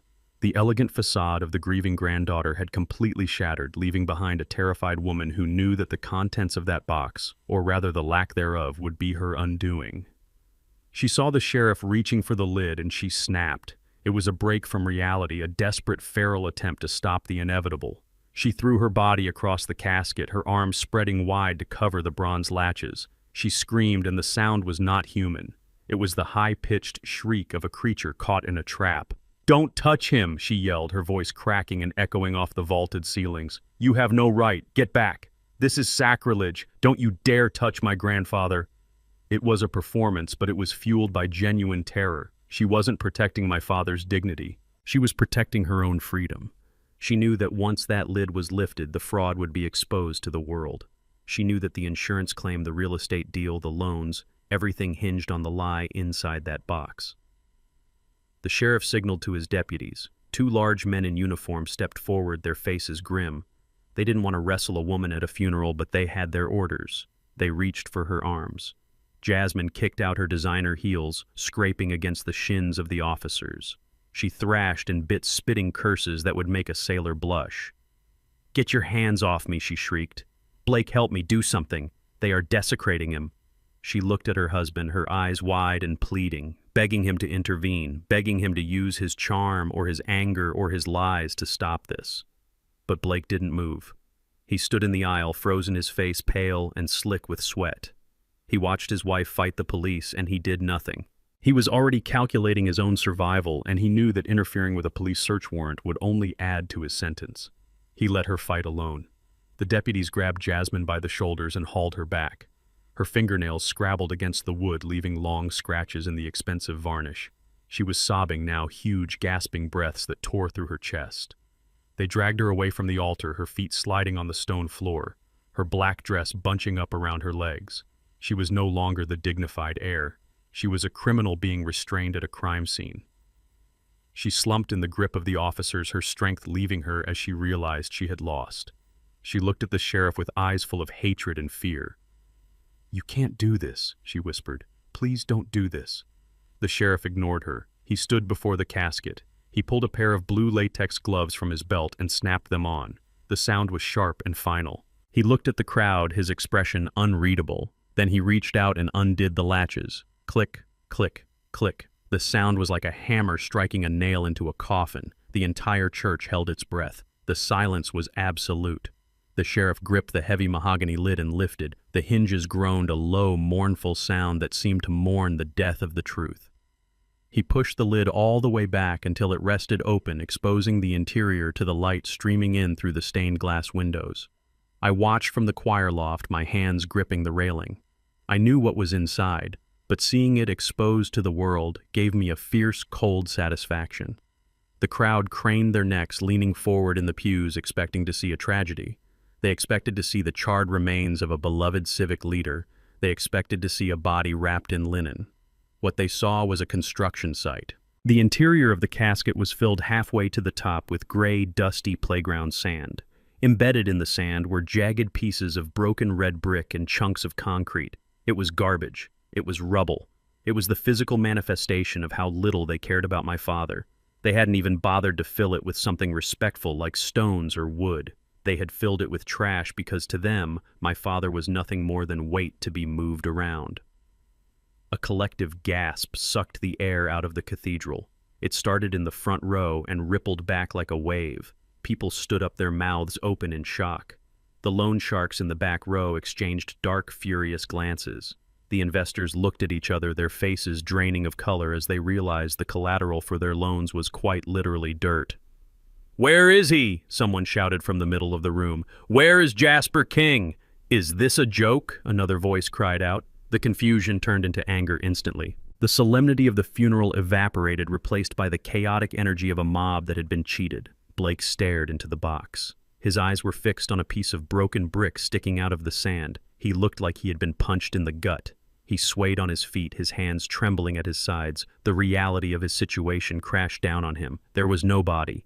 That meant there was no death certificate verification. That meant there was no insurance payout. That meant there was no money. He looked up and his eyes darted around the room. He saw the angry faces of the creditors. He saw the sheriff standing by the empty casket. He saw his wife sobbing in the arms of a deputy. He realized with a jolt of pure adrenaline that he was trapped. He took a step back, then another. He turned his head, looking toward the side exit near the vestry. It was a door usually reserved for the priest. If he could get there, he could get to the parking lot. He could get to his car. He could run. He didn't care about Jasmine. He didn't care about the scandal. He just wanted to survive. He started to move faster, his walk turning into a jog. He pushed past an elderly woman, nearly knocking her over. He was a rat fleeing a sinking ship, abandoning everything he had claimed to love. "Hey," the sheriff shouted, spotting him. "Stop him!" But Blake was already halfway to the door, his hand reaching for the latch. He was going to run. He was going to leave us all behind to clean up his mess. Then a sound cut through the chaos. It was a sound so sharp and commanding that it froze everyone in place. Tap, tap, tap. It was the sound of hard wood striking marble. It was a slow, rhythmic beat. It came from the shadows behind the altar, from the area concealed by heavy velvet curtains. Tap, tap, tap. Blake froze his hand, hovering inches from the door handle. He turned slowly, his eyes wide with a terror that went beyond the fear of prison. It was the fear of the supernatural. It was the fear of a ghost coming to claim its due. The crowd fell silent. The sobbing stopped. The shouting died away. The only sound in the massive cathedral was that steady, relentless tapping. Tap, tap, tap. The heavy purple curtains behind the altar began to move. A hand appeared gripping the fabric. It was a strong, weathered hand. The curtain was pulled back with a sudden, violent motion. A shaft of sunlight from the high window hit the spot, perfectly illuminating the figure that stepped out. It was Jasper King. He was not burned. He was not broken. He was not dead. He was wearing a pristine white linen suit that seemed to glow in the light. His silver hair was combed back perfectly. He stood tall, his back straight, his shoulders squared. He held a polished ebony cane in one hand, but he didn't lean on it. He used it like a scepter. He looked like a king returning to his throne. He looked powerful. He looked healthy. And he looked absolutely furious. His eyes swept the room. Swept. They burned with a cold fire that seemed to scorch everything it touched. He looked at the sand in the casket with a sneer of disgust. He looked at his weeping granddaughter with disappointed judgment.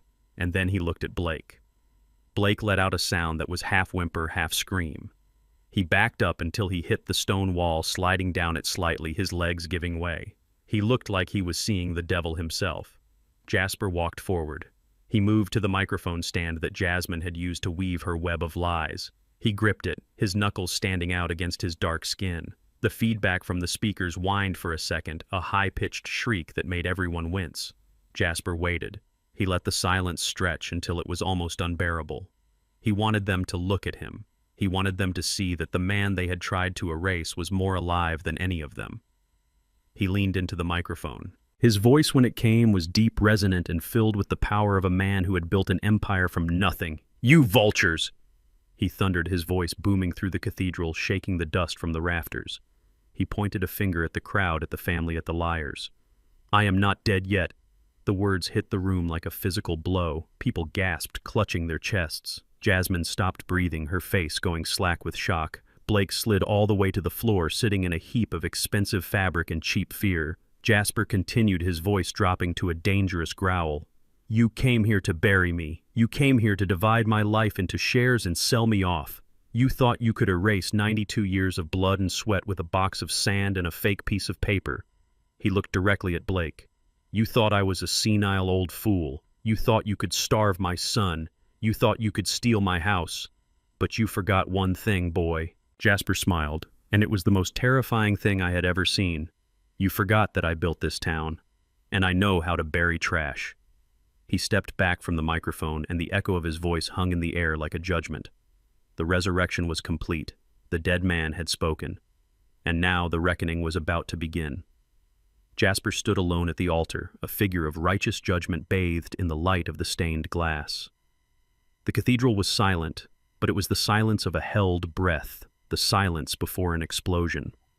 He raised his hand not to bless the congregation, but to signal the back of the room where Mercer stood by the audio-visual controls. The massive projection screen that hung above the choir loft, usually reserved for hymns and soft focus photos of the deceased, flickered to life. The static buzzed for a second, a harsh electronic noise that made the front row wince. Then the image clarified. It was grainy footage taken from a hidden camera inside a luxury SUV. The audience gasped as they recognized the interior of Blake and Jasmine's car. The audio boomed through the church speakers, amplified to a deafening volume. It was the conversation I had recorded the night they argued about the missing money. "I only married you for the payout," Blake's voice snarled from the speakers, his face twisted in a sneer on the giant screen. "Without me, you are just another black girl from the South with a famous last name and no class."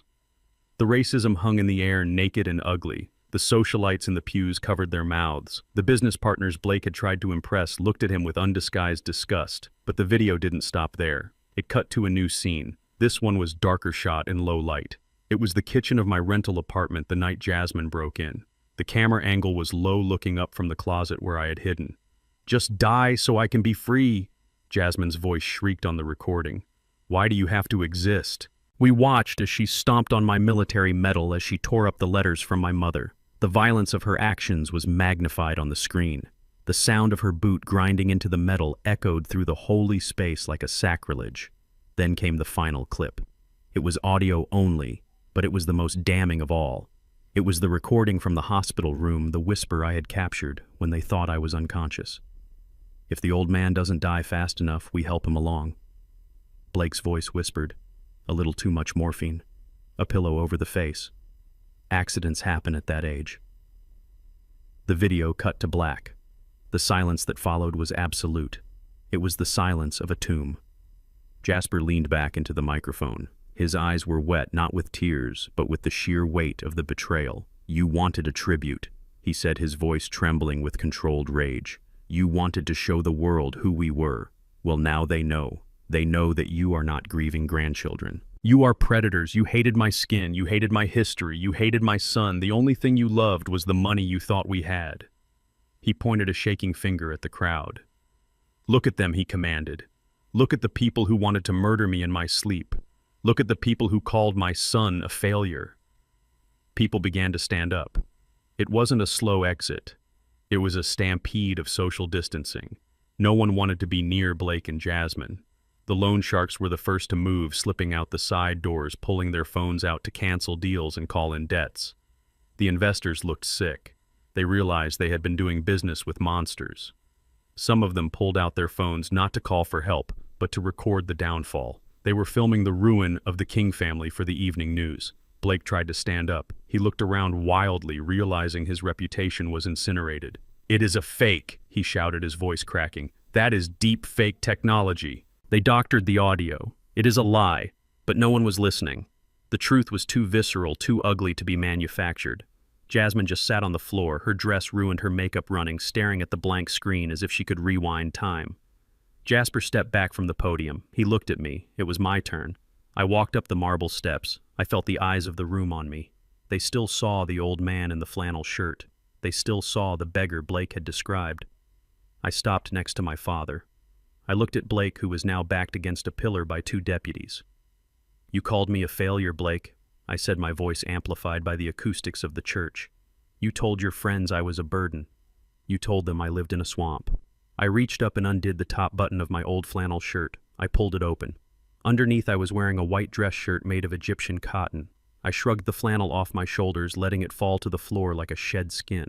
I reached down and unzipped the muddy work pants, stepping out of them to reveal the charcoal wool trousers of a bespoke Italian suit. I kicked off the dirty boots and slipped on the polished leather loafers I had hidden in the organ pit before the service. I straightened my tie. I put on the gold watch I had kept in my pocket, a watch my father had given me when I returned from war. I wasn't the gardener anymore. I wasn't the charity case. The transformation was physical, but it was also psychological. I stood straighter.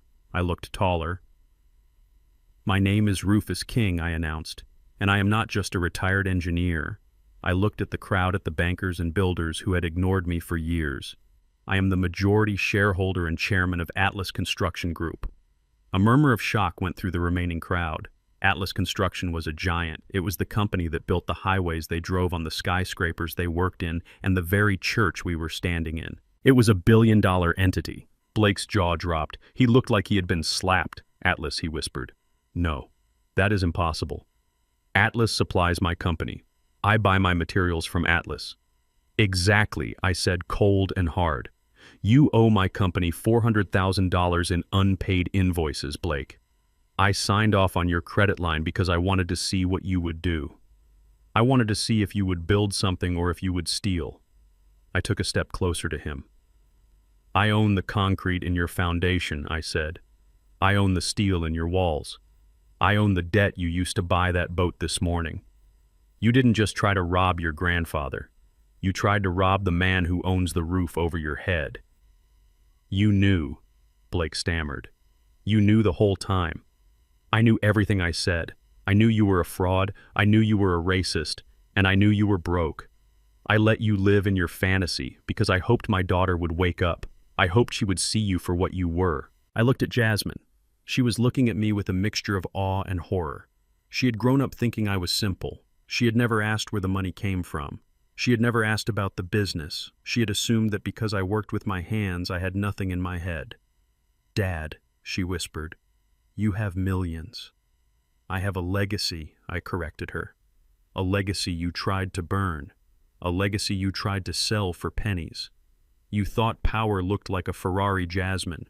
You thought wealth looked like a designer bag. You didn't understand that real power is silent. Real wealth is having the patience to wait for the trap to spring." The sheriff stepped forward again. He had been waiting for the signal. He walked up to Blake and Jasmine, who were now huddled together, not in love, but in shared destruction. He pulled a pair of handcuffs from his belt. The metal glinted in the church light.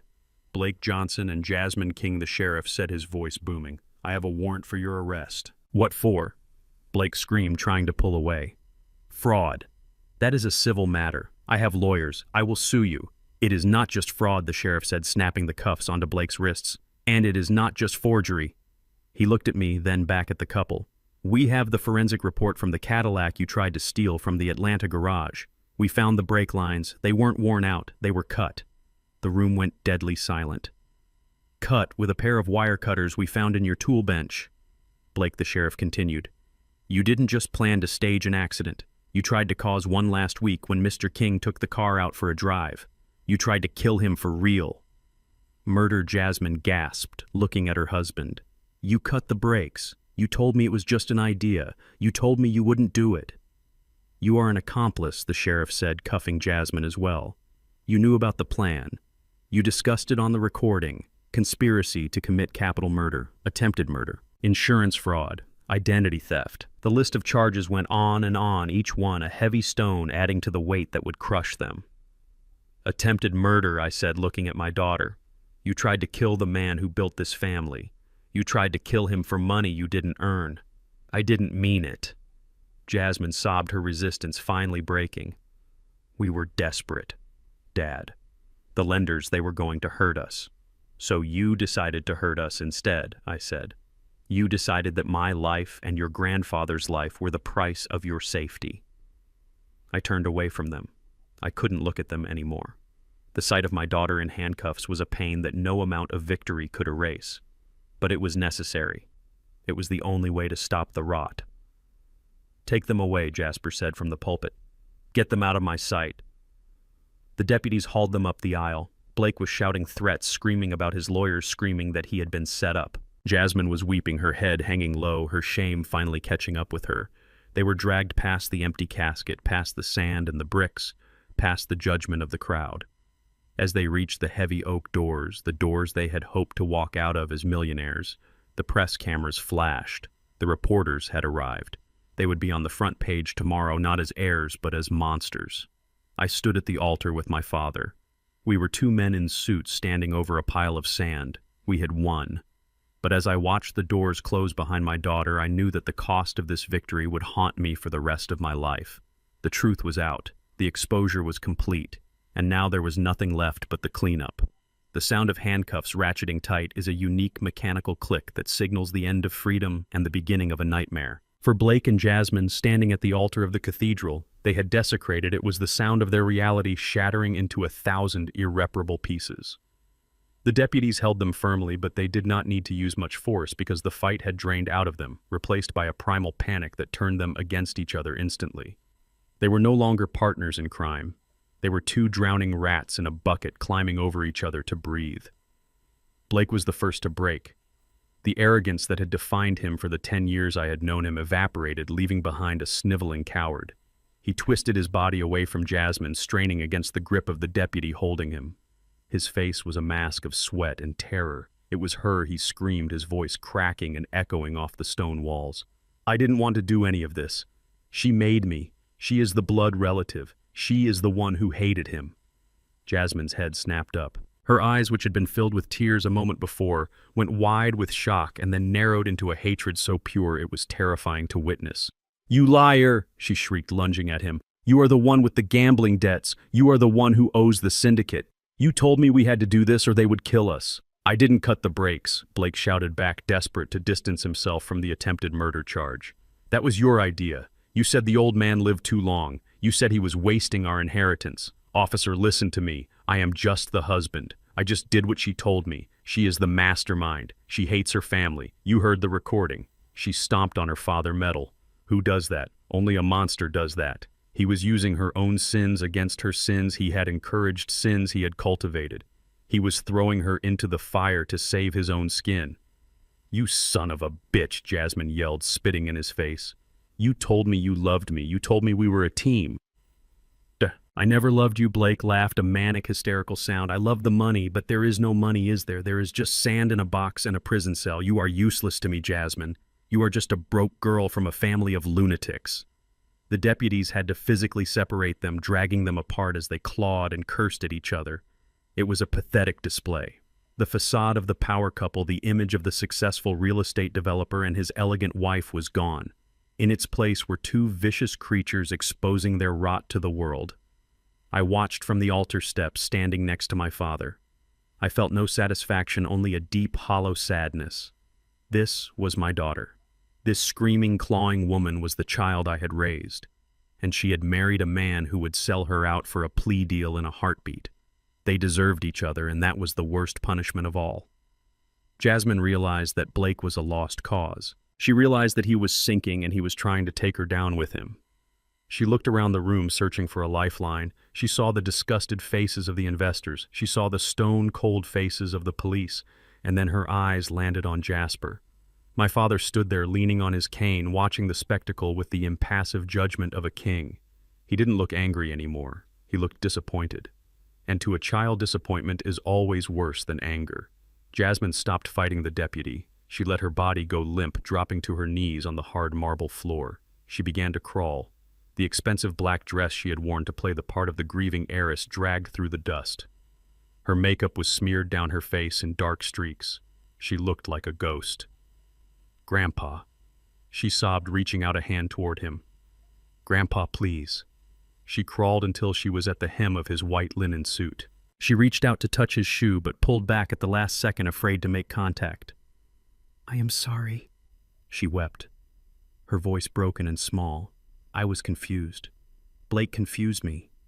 He told me we had no choice. He told me you would understand. I didn't mean to hurt you. I love you, Grandpa. Please tell them to let me go. You can fix this. You have the money. You can make this go away. She was still doing it. Even in her apology, she was asking for money. She was asking him to use his power to save her from the consequences of her own hatred. Jasper looked down at her. He didn't step away, but he didn't reach down to help her up. He looked at the granddaughter he had bounced on his knee, the girl whose tuition he had paid the woman who had tried to kill him for a payout. You love me, Jasper asked, his voice soft but carrying to the back of the silent church. You love me so much you planned to suffocate me with a pillow. You love me so much you called me a useless eater. That was Blake, Jasmine pleaded. I never said that. You stood by while he said it, Jasper corrected her. You stood by while he cut the brakes. You stood by while he looted my house. Silence is consent, Jasmine, and your silence was bought with the promise of my money. He looked up at the ceiling, taking a breath as if the air in the room was tainted. You want the money, Jasper said, looking back down at her. That is all this has ever been about. The $8 million, the land, the legacy. Yes, Jasmine whispered, thinking she saw an opening, thinking she could still negotiate. If I have the money, I can pay the debts. I can get away from Blake. I can start over Grandpa. I can be better. Jasper reached into his jacket pocket. He pulled out a folded document. It was the trust agreement he had drawn up with Mercer weeks ago, the fail-safe in case his suspicions were proved right. Do you know what this is? Jasper asked, holding the paper up. Jasmine shook her head, hope lighting a tiny spark in her eyes. This is the disposition of the Jasper King estate, Jasper announced. It details exactly where every penny of my fortune goes upon my death. He paused, letting the weight of the moment settle on her shoulders. I am donating it, Jasper said, his voice hard as iron. Every single dime. The house in Atlanta, the lake property, the investment accounts, the $8 million you killed for, it is all going to the Viola King Scholarship Fund. Jasmine gasped as if he had struck her. No, she whispered. It will pay for the education of underprivileged black children. Jasper continued, his eyes burning with a fierce light. Children who know the value of hard work. Children who know that history is something to be proud of, not erased. Children who would never dream of poisoning the hand that feeds them. He ripped the paper in half, then in half again, letting the pieces fall like snow onto Jasmine's head. I would rather stack my money in the parking lot and set it on fire than give you a single copper penny, Jasper said. I would rather burn it all down than let you use it to buy your way out of hell. You are not my heir, Jasmine. You are a stranger, and you are broke. Jasmine collapsed onto the floor, wailing. It was the sound of a woman who had gambled her soul and lost. She realized finally that there was no safety net. There was no grandfather to bail her out. There was only the cold, hard floor and the prison cell waiting for her.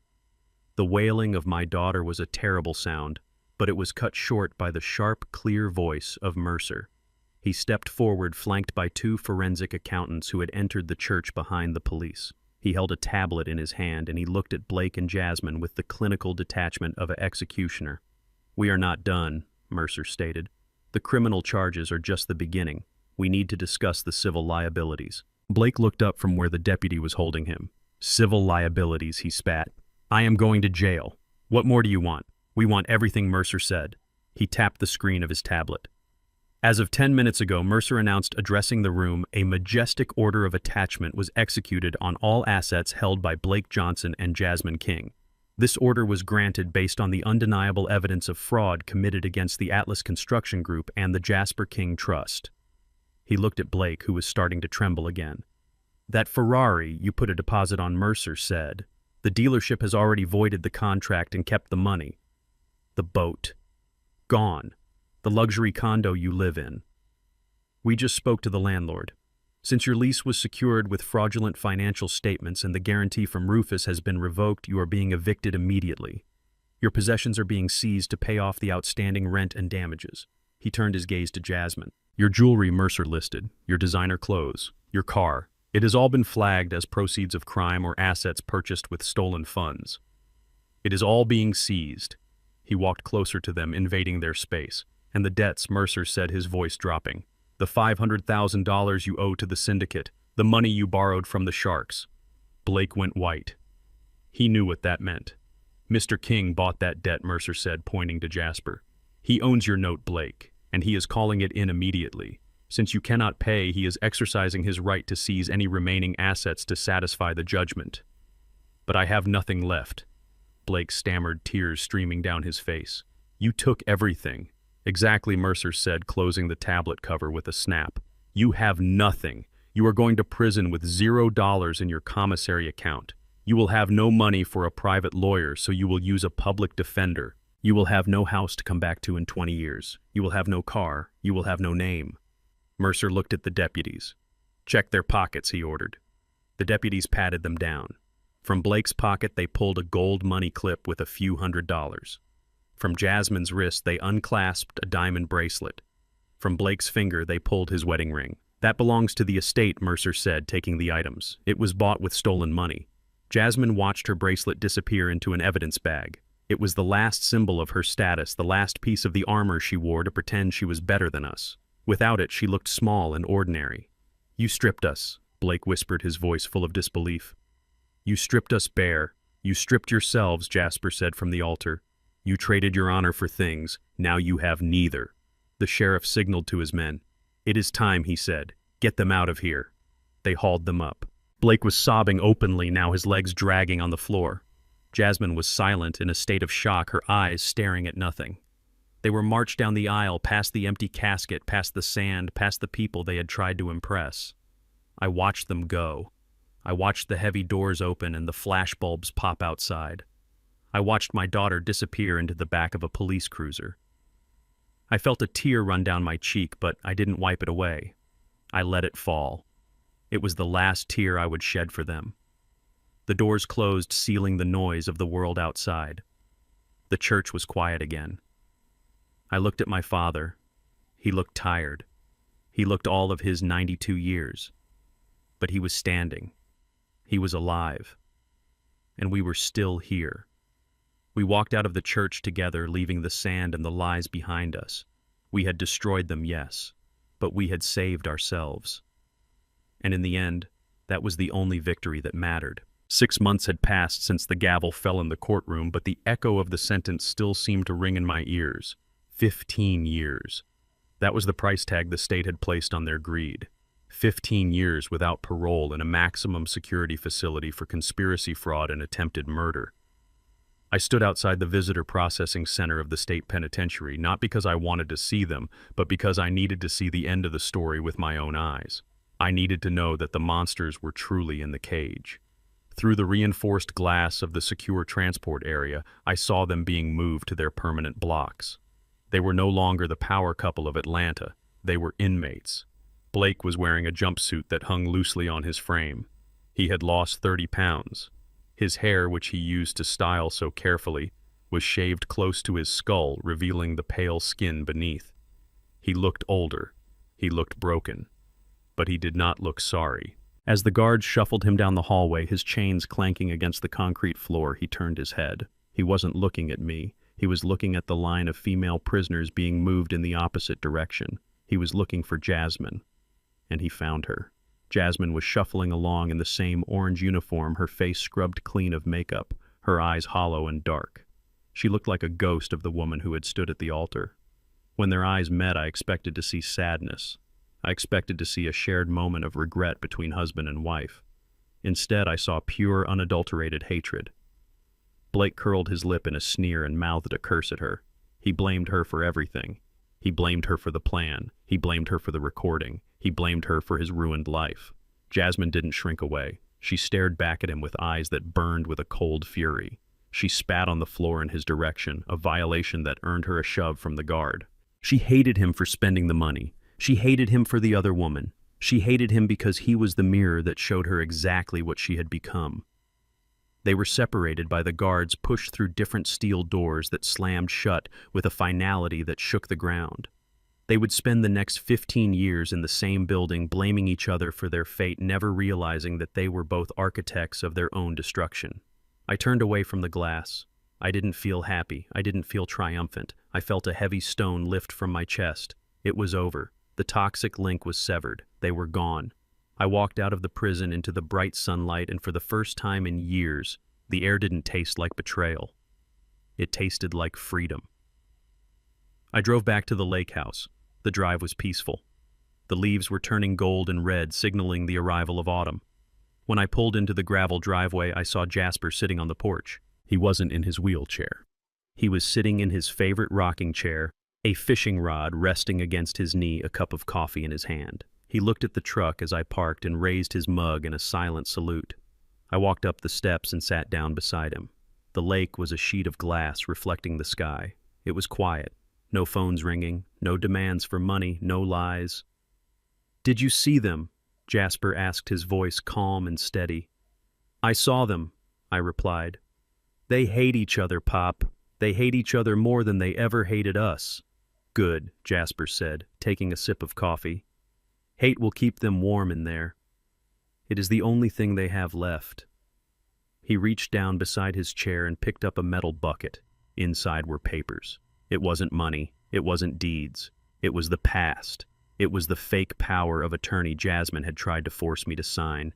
It was the old photos of Blake. It was the birthday cards Jasmine had sent over the years, cards that I now knew were just placeholders for requests for cash. "We don't need this anymore," Jasper said. "We don't need the reminders." He struck a match. The flame flared bright orange against the wood of the porch. He dropped it into the bucket. The dry paper caught instantly. We watched as the fire consumed the lies. We watched as Blake's signature turned to ash. We watched as the false promises of a daughter curled up and blackened into nothing. The smoke rose in a thin gray column, drifting out over the water and vanishing into the air. It felt like a cleansing. It felt like a funeral, but a good one. We were burying the burden we had carried for so long.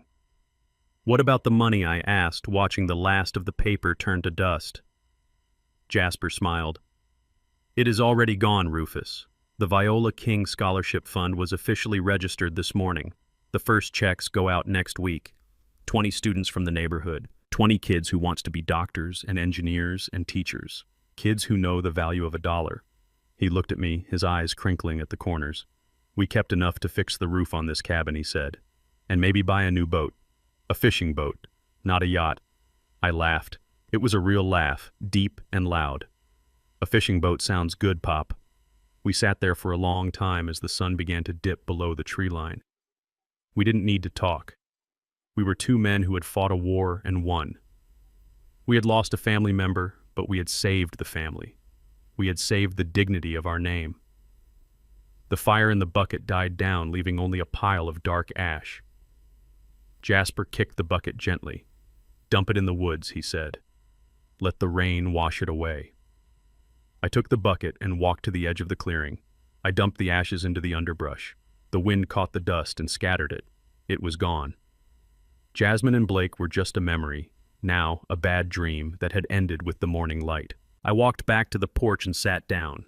Jasper poured me a cup of coffee from the thermos. The steam rose up, warming my face. "You know, Rufus," Jasper said, looking out at the water, "people think legacy is about what you leave behind in a bank account. They think it is about buildings and land." He took a sip and looked at me. "But legacy is about who you are when the storm comes. It is about standing your ground. It is about protecting the things that actually matter. You did good, son. You stood tall." "Thank you, Pop," I said, my throat tight. We clinked our mugs together. The ceramic made a solid, honest sound. I looked at my father. He was 92 years old. He had built an empire, he had lost a granddaughter, and he had almost lost his life. But he was still here. He was still the strongest man I knew. I thought about the lesson I had learned. I thought about the thousands of people who had watched my story online. I thought about the parents who were afraid of their own children. I hoped they learned what I had learned. I learned that blood does not give anyone the right to bleed you dry.